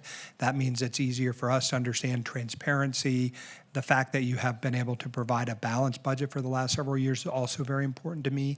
And so I think that you have done just a really incredible job. And so thank you very much. It is very complex work that you do. And I think it's easy at times for us to move quickly through it because we've spent so much time on it. And I know you're thinking about it every day, all the time, and your team has done a great job. So thank you. Thank you. Okay, Ms. Taylor? Thank you, Madam Vice Mayor. I would echo some of your comments about the programs that I'd like to see come forward in June. I did have a question. I guess, Vicki, thank you so much to you and your team for everything that you guys have done. I'm really excited about this budget. I'm excited about the River Rangers, the code enforcement. I had the opportunity to do a ride-along with code enforcement, and they just, Mr. Woodley and your team, hats off to you. We need so many more folks on the ground doing that work, and then especially in the public safety realm, very excited to be able to fund a couple new positions.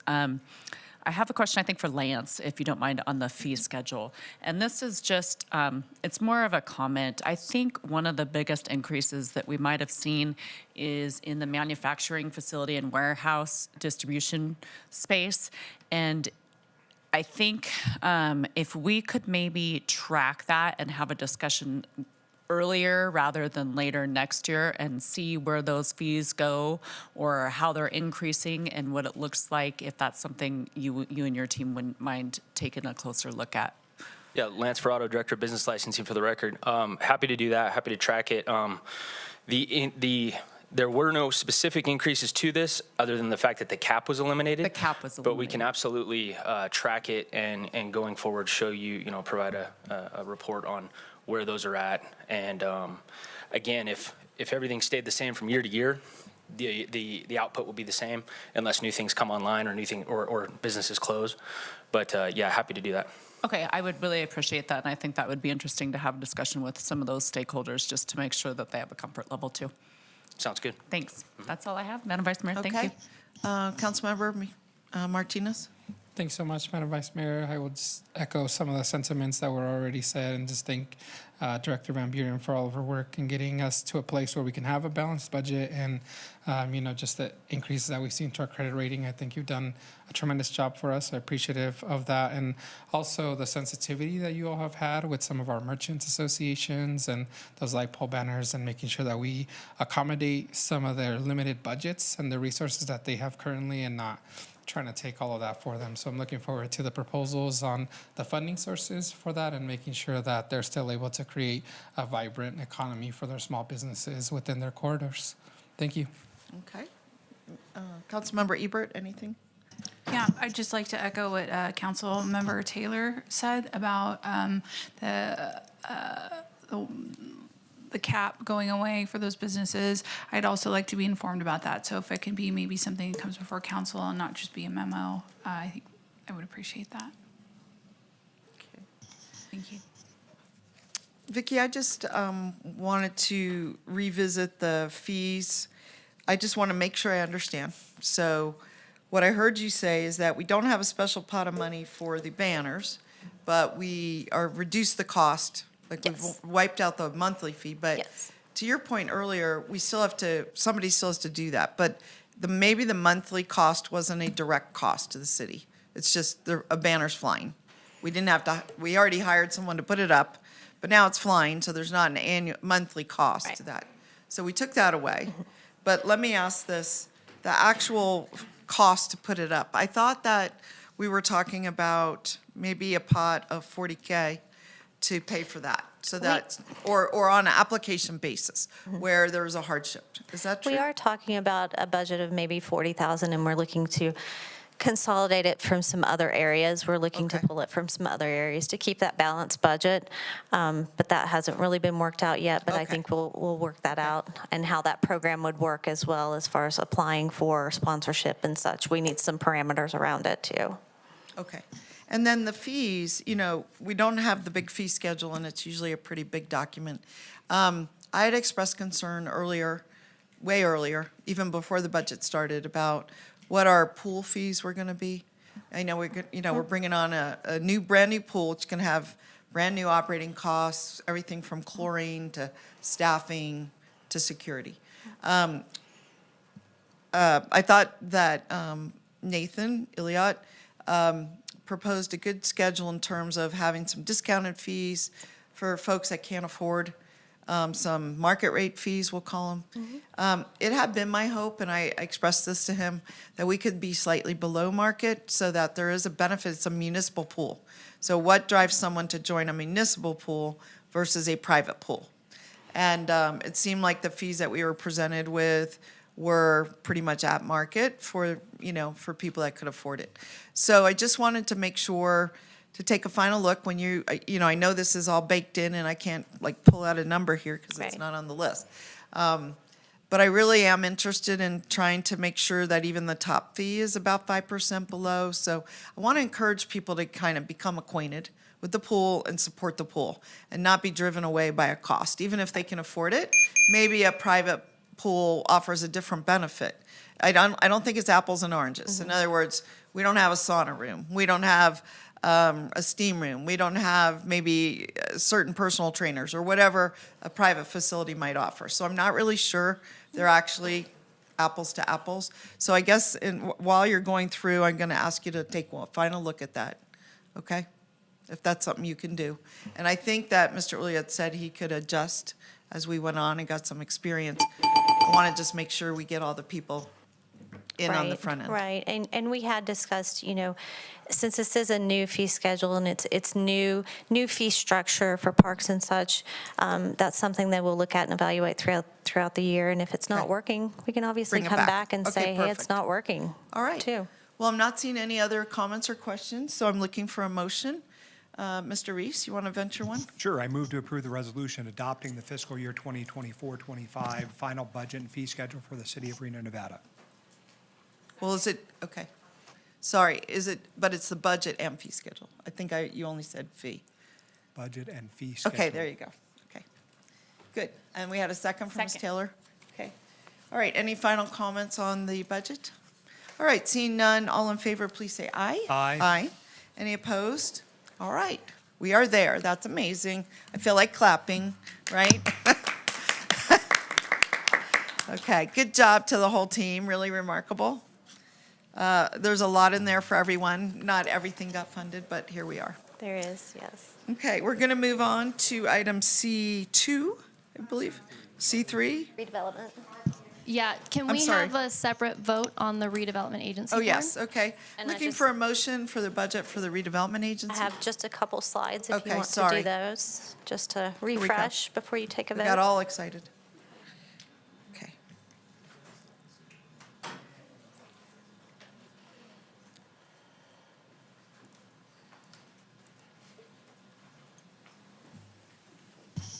Okay. So again, Vicki Van Buren for the record, Director of Finance. This is a budget hearing for the RDA 1 budget and the RDA 2 budget. Oh, wrong one. Yeah, B1. One second. Let's see if this is the right one. Okay, here we go. So RDA 1 and RDA 2. RDA 1 is that downtown area. RDA 2 is that area that encompasses some area over by the ballpark, Cabela's, and some outside areas around town. There's like 7 different areas, if you remember the maps. If you look at those all together, we're looking at $30.5 million.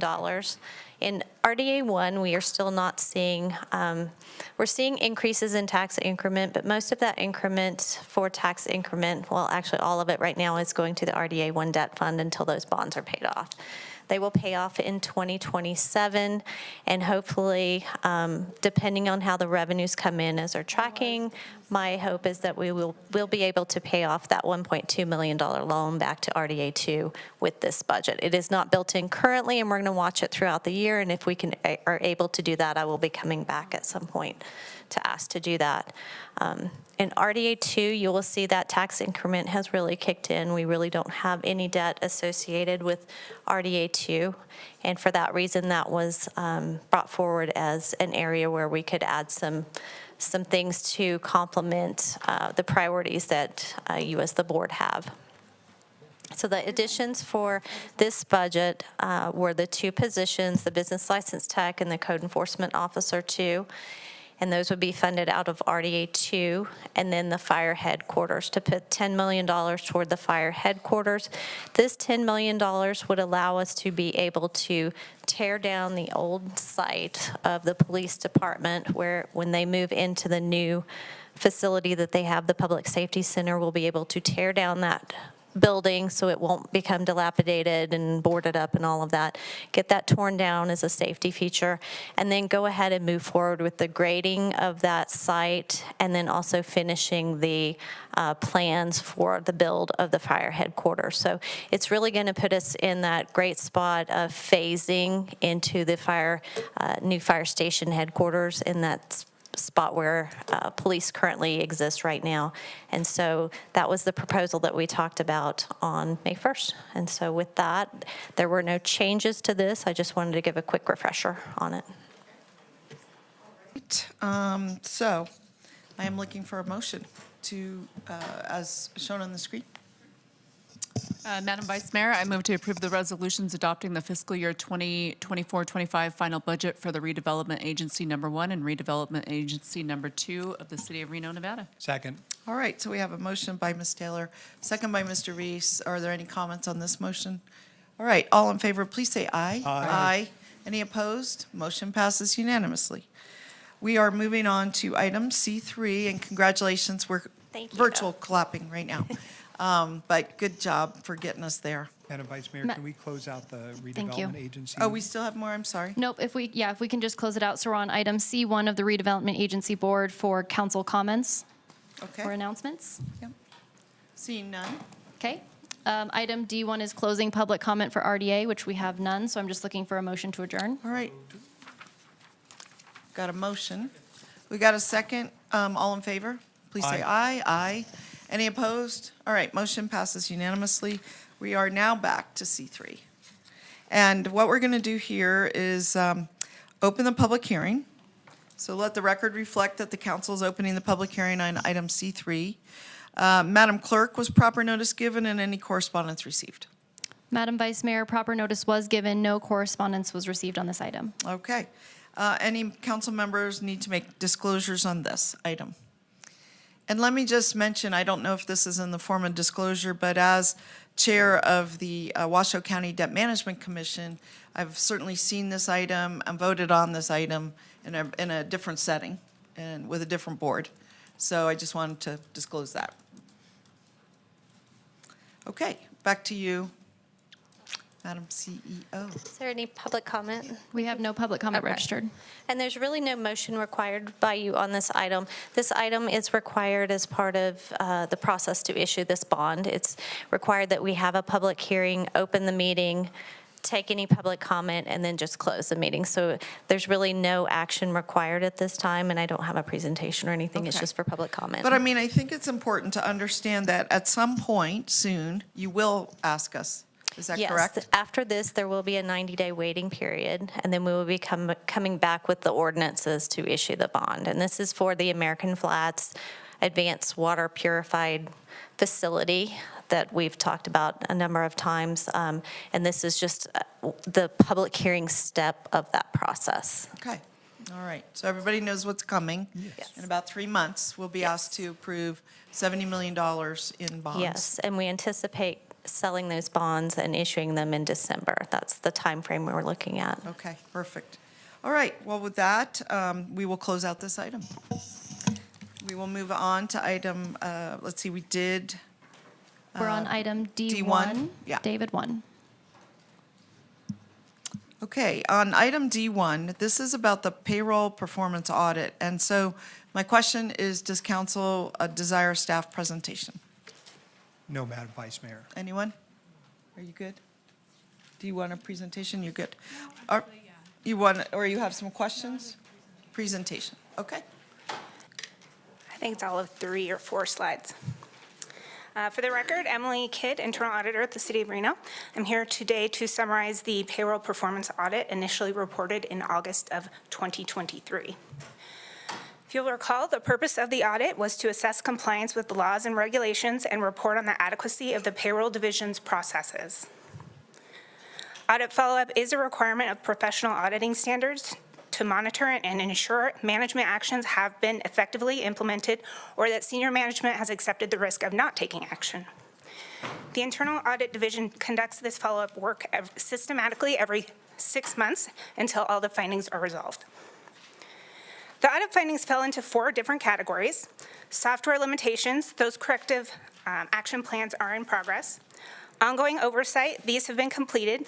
These are the items that include the annual and biannual spot checks of the payroll data, and this work is being completed by the Audit Division. Documented policies, this is also in progress with the division, and employee training, which has been partially implemented. As a reminder, the internal audit function here at the city is here to establish accountability, transparency, and a culture of continuous improvements in city operations. With that, you have the recommended motion here on the screen, and the departmental management is here to answer any questions you have. All right. Any questions for anyone, Ms. Ebert? Yeah, did I hear you correctly when you said that you will verify, you'll follow up with these findings every 6 months until everything is fixed? That's correct. Okay, thank you. Okay. And then any other council members? Do we have any public comment on this item, Madam Clerk?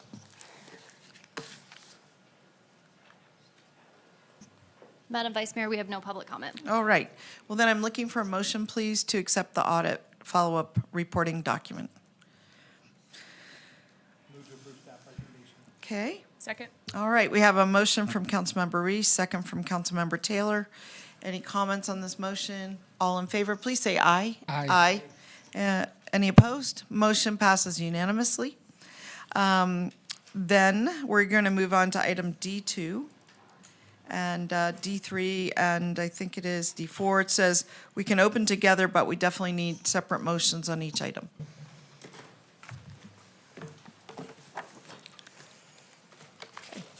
We welcome Ms. Groneman. Good afternoon. Before I go into the presentation, I'm going to introduce Ryan Bellows with NV Energy. He just has a few words to kick off prior to the staff presentation.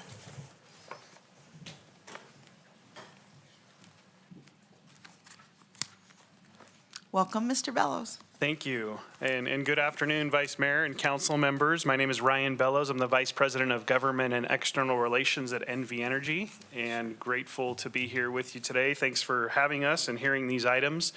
We're here today seeking approval of 3 different agreements that are before you, and I wanted to just start by first discussing just briefly the Energy Partnership Agreement.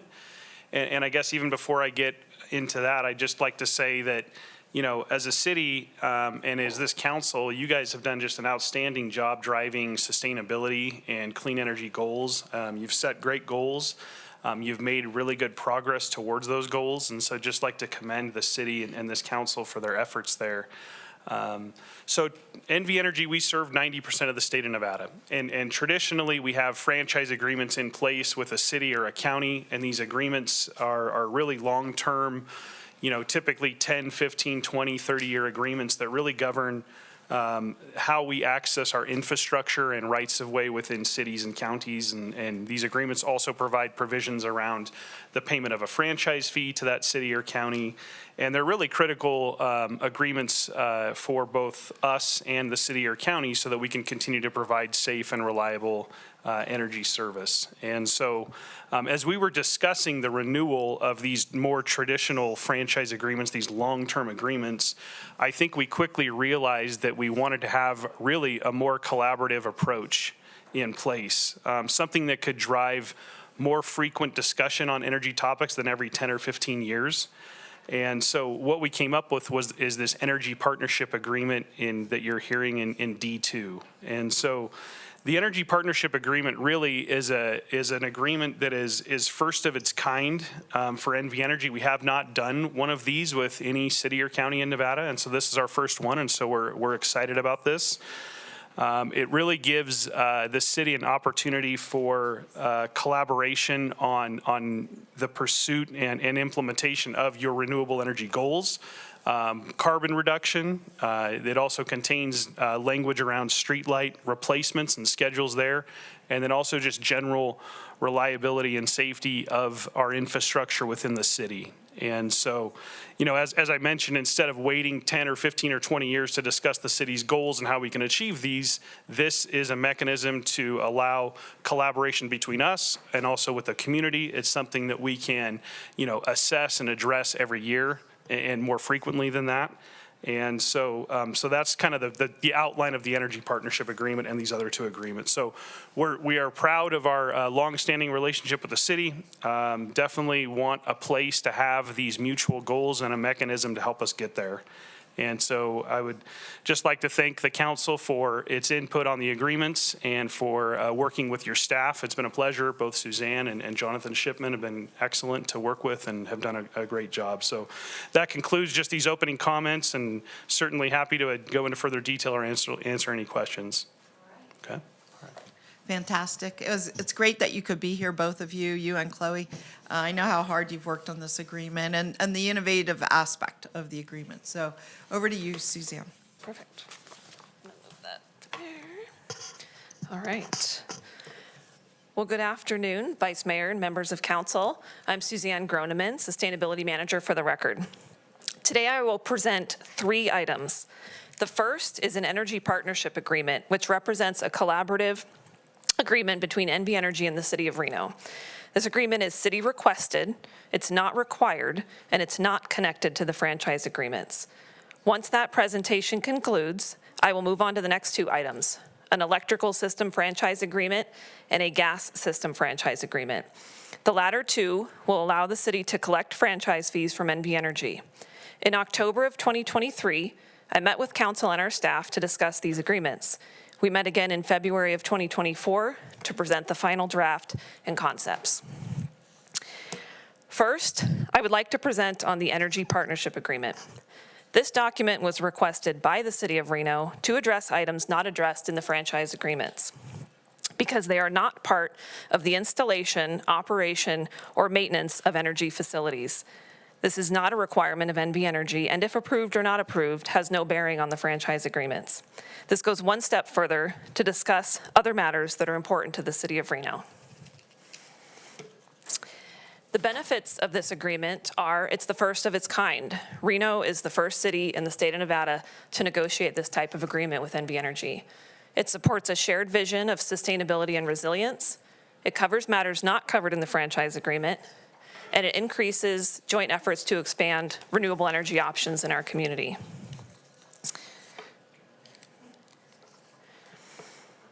The matters brought forth by staff, as well as this council in October, were tree care, reliability of service, sustainability, and streetlights. Some of the commitments made in this agreement are NV Energy agrees to notify the City of Reno of any delays in response time to make necessary streetlight repairs. We agree to collaborate and innovate together to accelerate the development of electric vehicle infrastructure and to seek out federal funding, grants, and other incentive programs for electric vehicles and to pursue renewable energy projects and community-based solar resources to serve Reno. A focus on the conversion of older and unreliable electric facilities, and to work together on the implementation of a natural disaster protection plan and wildfire mitigation efforts while attempting to preserve or replace any trees that are removed through those efforts. We agree to collaborate in providing enhanced communication and solutions to residents around tree trimming and care. We agree to collaborate on accelerating the conversion of NV Energy streetlights in Reno to LEDs to be complete by the end of 2026. And NV Energy agrees to provide a report at least twice per year as to the overall percentage of streetlights converted. We agree to pursue whole building data analysis to assist Reno in achieving its goals under its adopted operational and community-wide benchmarking program. Next, I will present on the two franchise agreements. The franchise agreements align with our strategic plan, infrastructure, climate change, and environmental sustainability. The agreements set mutually agreed upon terms for the franchisee NV Energy to install, maintain, and operate the energy facilities and/or distribution system in Reno safely and reliably.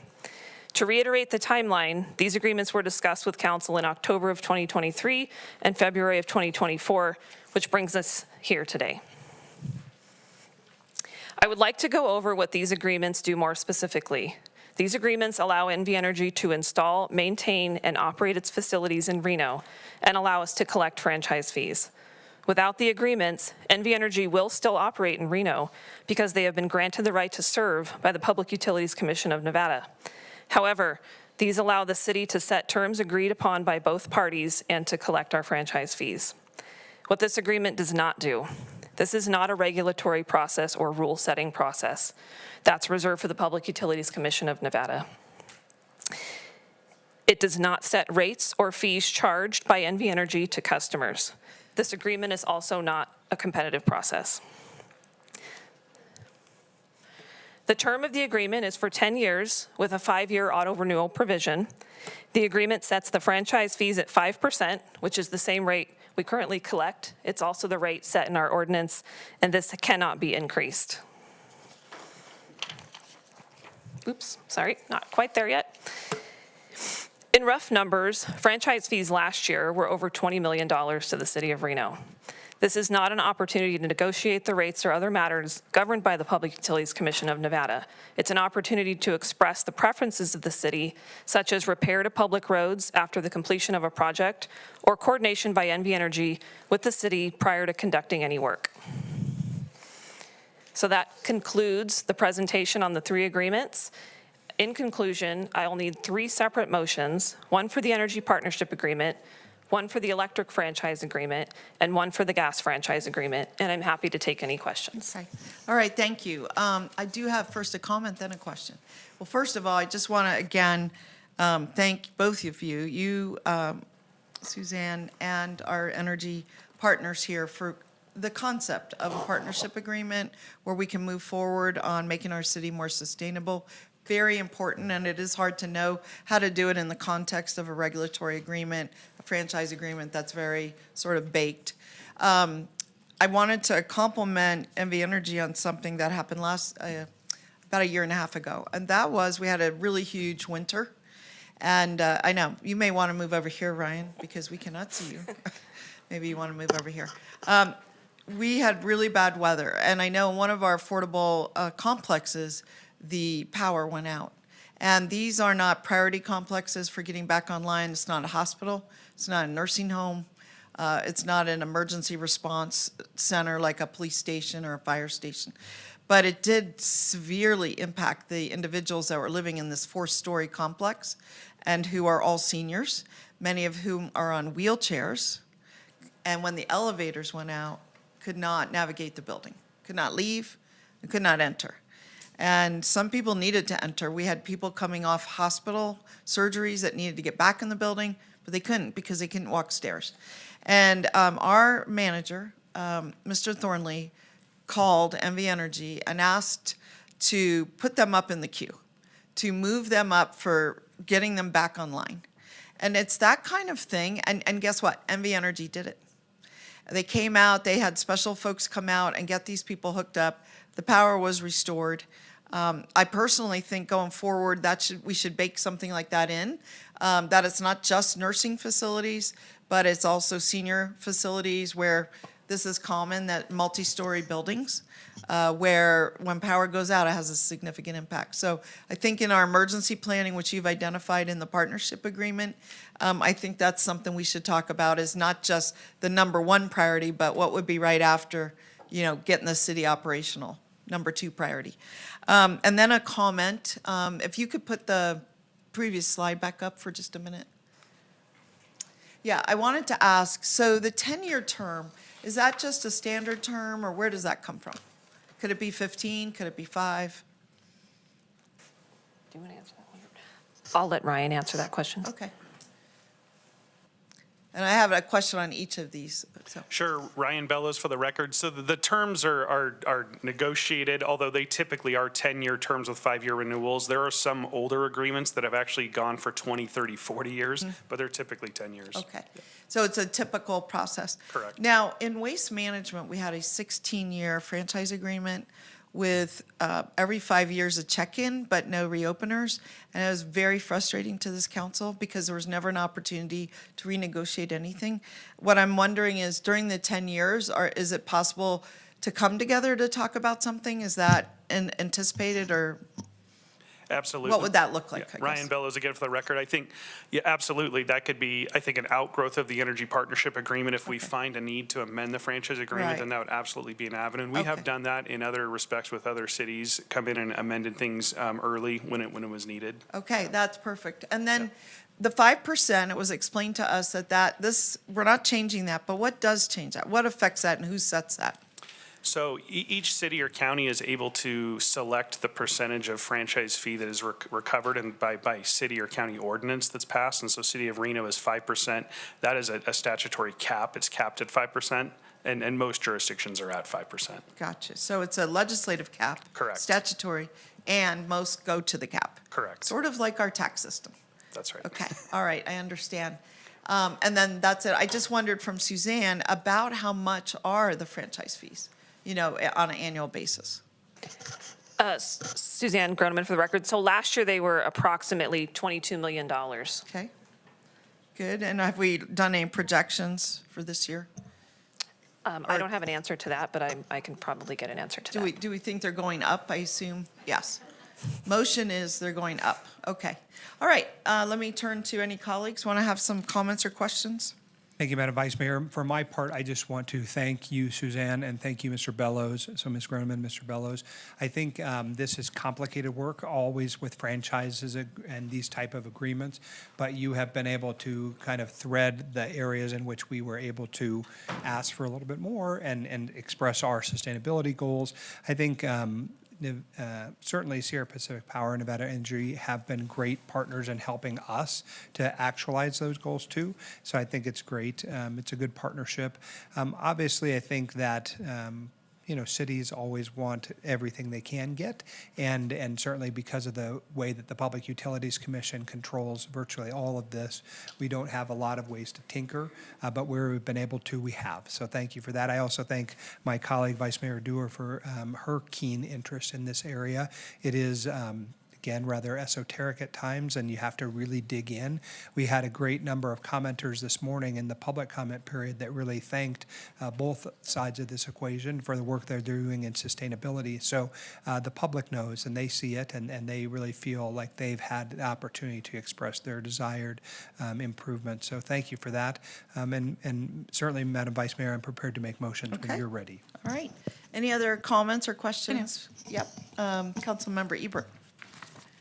So in the staff report, there's some great outlines of collaborative efforts between the City of Reno and NV Energy. And I'm just curious, when it comes to things like, Reno and NV Energy agree to collaborate on and innovate together to accelerate the development of electric vehicle infrastructure and seek out federal funding grants and other incentive programs for electric vehicles. Do we have like a roadmap for things like that? Are you guys working on that currently, or is that something we need to come up with?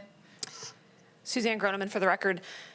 We, the city, don't have a roadmap for that. The collaboration that's taken place and that we would like to continue to see are opportunities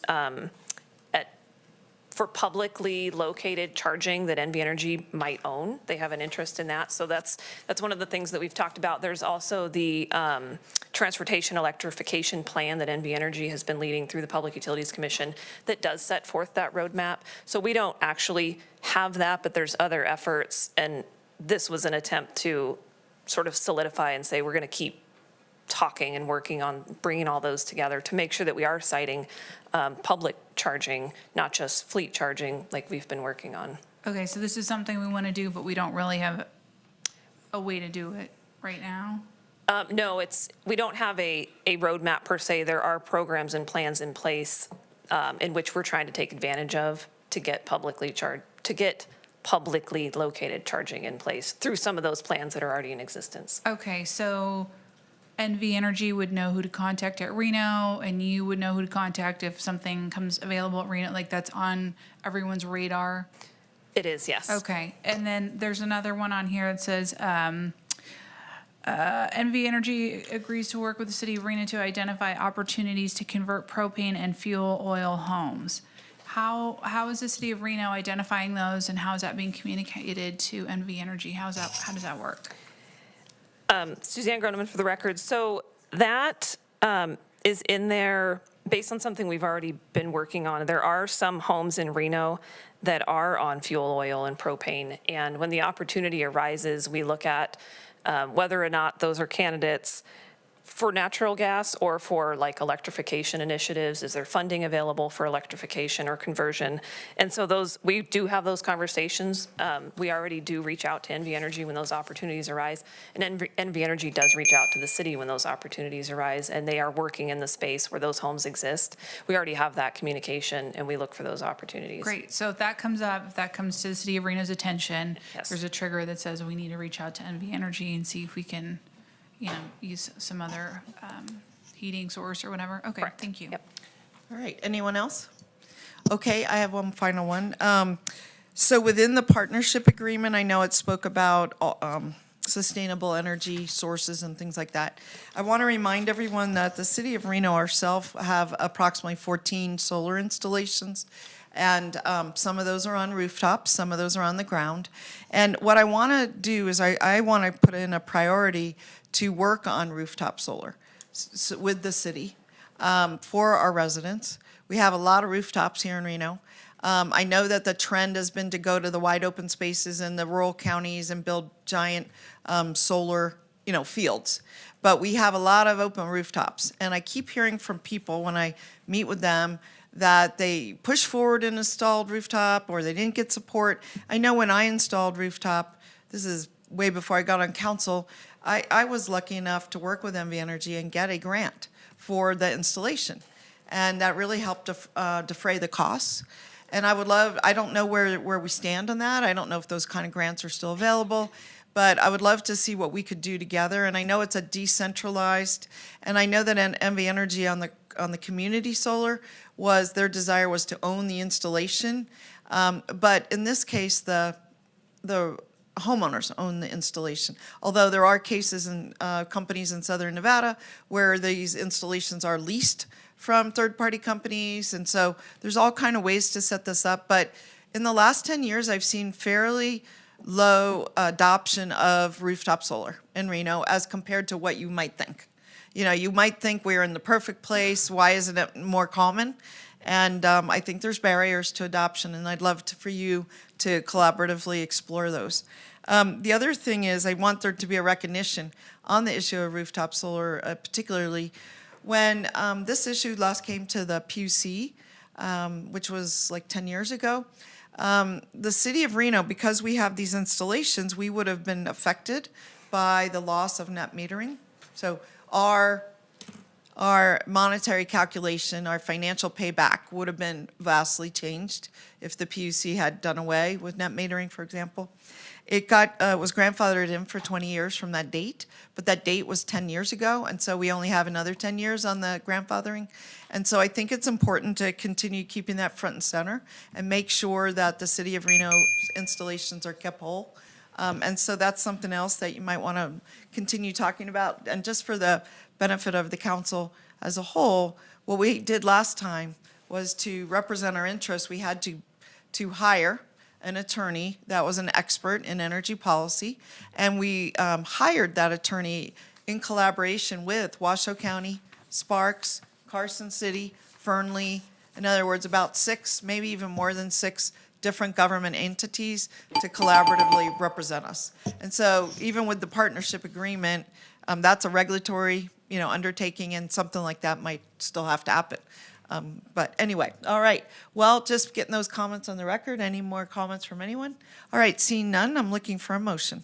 Madam Vice Mayor, on D2, I move to approve the energy partnership agreement between the City of Reno and Sierra Pacific Power Company doing business as an NV Energy Corporation to express a joint commitment to collaborate on planning for local projects and initiatives in Reno. Second. All right, so we have a motion and a second on this. Any comment?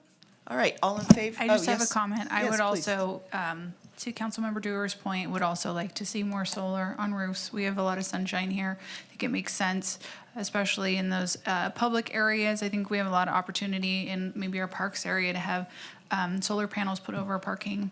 I think that would be an advantage to everyone. Right? I will just, Suzanne Groneman for the record, I will just add one piece. The Nevada Clean Energy Fund was recently awarded $156 million in solar for all, and we are one of the partners in that Wonderful. grant. Yeah, So well, that's we'll something we start can seeing a look lot more into. of it. That'd be Okay, great. fantastic. Yeah. That's great. And I don't know if that's something that could be used in conjunction with EV vehicle charging stations also on public land. So anyhow, thank you. Okay. All right, so we have a motion and a second. All in favor, please say aye. Aye. Aye. Any opposed? All right, motion passes unanimously. Madam Vice Mayor, on item D3, I move to approve the electrical system franchise agreement granted to Sierra Pacific Power Company doing business as NV Energy. Second. All right, we have a motion and a second on D3. Any comments? All right, all in favor, please say aye. Aye. Aye. Any opposed? All right, motion passes unanimously. Madam Vice Mayor, on item D4, I move to approve the gas system franchise agreement granted to Sierra Pacific Power Company doing business as NV Energy. Second. All right, we have a motion and a second. Any comments on this motion? All right, seeing none, all in favor, please say aye. Aye. Aye. Any opposed? All right, motion passes unanimously. Thank you. Congratulations. Kudos. Thank you. Good job. We're in a good new place. Thank you. All right. Okay, we are going to move on. Let me just grab my agenda. And now we are moving on to item E, which we have no ordinances, either for introduction. We have one for adoption under item F. Madam Vice Mayor, on F1, when appropriate, I'm prepared to move. Yeah. Who is our presenter on item F1? I don't need a presentation, Madam No, I Vice just Mayor. wondered, you said if we're ready, I didn't know. Is there Item- anyone from staff? Item F1, I believe, is Mr. Woodley. And Mr. Hall has something to read, I think. Okay. I'll go ahead and read the Yeah, please. ordinance. Ordinance adoption, ordinance number 6678, an ordinance amending Reno Municipal Code, Title 6, entitled Vehicles and Traffic, Chapter 6.04, entitled Definitions, Chapter 6.06, entitled Rules of the Road, and Chapter 6.30, entitled Parking Violations, Civil Infractions, together with matters which pertain to or are necessarily connected therewith. I move to adopt. All right. Second. All right, we have a motion and a second. Any comment on the motion? All in favor, please. Well, let me ask, do I need public comment, Madam Clerk, on this one? I think I do. Madam Vice Mayor, we do not have any public comment on this All right, item. thank you. All right, we have a motion and a second. All in favor, please say aye. Aye. Aye. Any opposed? All right, motion passes unanimously. And then we are up to item H1. And H1 is council comments and announcements. Anyone? I'll go down for Mr. Martinez, Ms. Nothing from me, Taylor. thank you. Okay, please. I'm kidding. Proceed in your 3 minutes. No? Okay, nothing for you. No? No. All right, and I have nothing either. Okay, well, we are moving on to our final item of adjournment because I'm not seeing Jay public comment. Do we have any final We- public comment? We do have Oh, written good. correspondence. If you're in the Zoom meeting and would like to make public comment, please raise your hand at this time. Okay. Madam Vice Mayor, for the record, we did receive 8 letters of correspondence, either after 4 p.m. yesterday, that were general in nature or not directly associated with an item. 6 letters of support and 2 letters of concern. Those have been distributed to the Reno City Council. We do not have any hands raised in the Zoom meeting, and so I am looking for a motion to adjourn. Second. All right, so we have a motion and a second to adjourn. All in favor, please say aye. Aye. Aye. Any opposed? We are adjourned.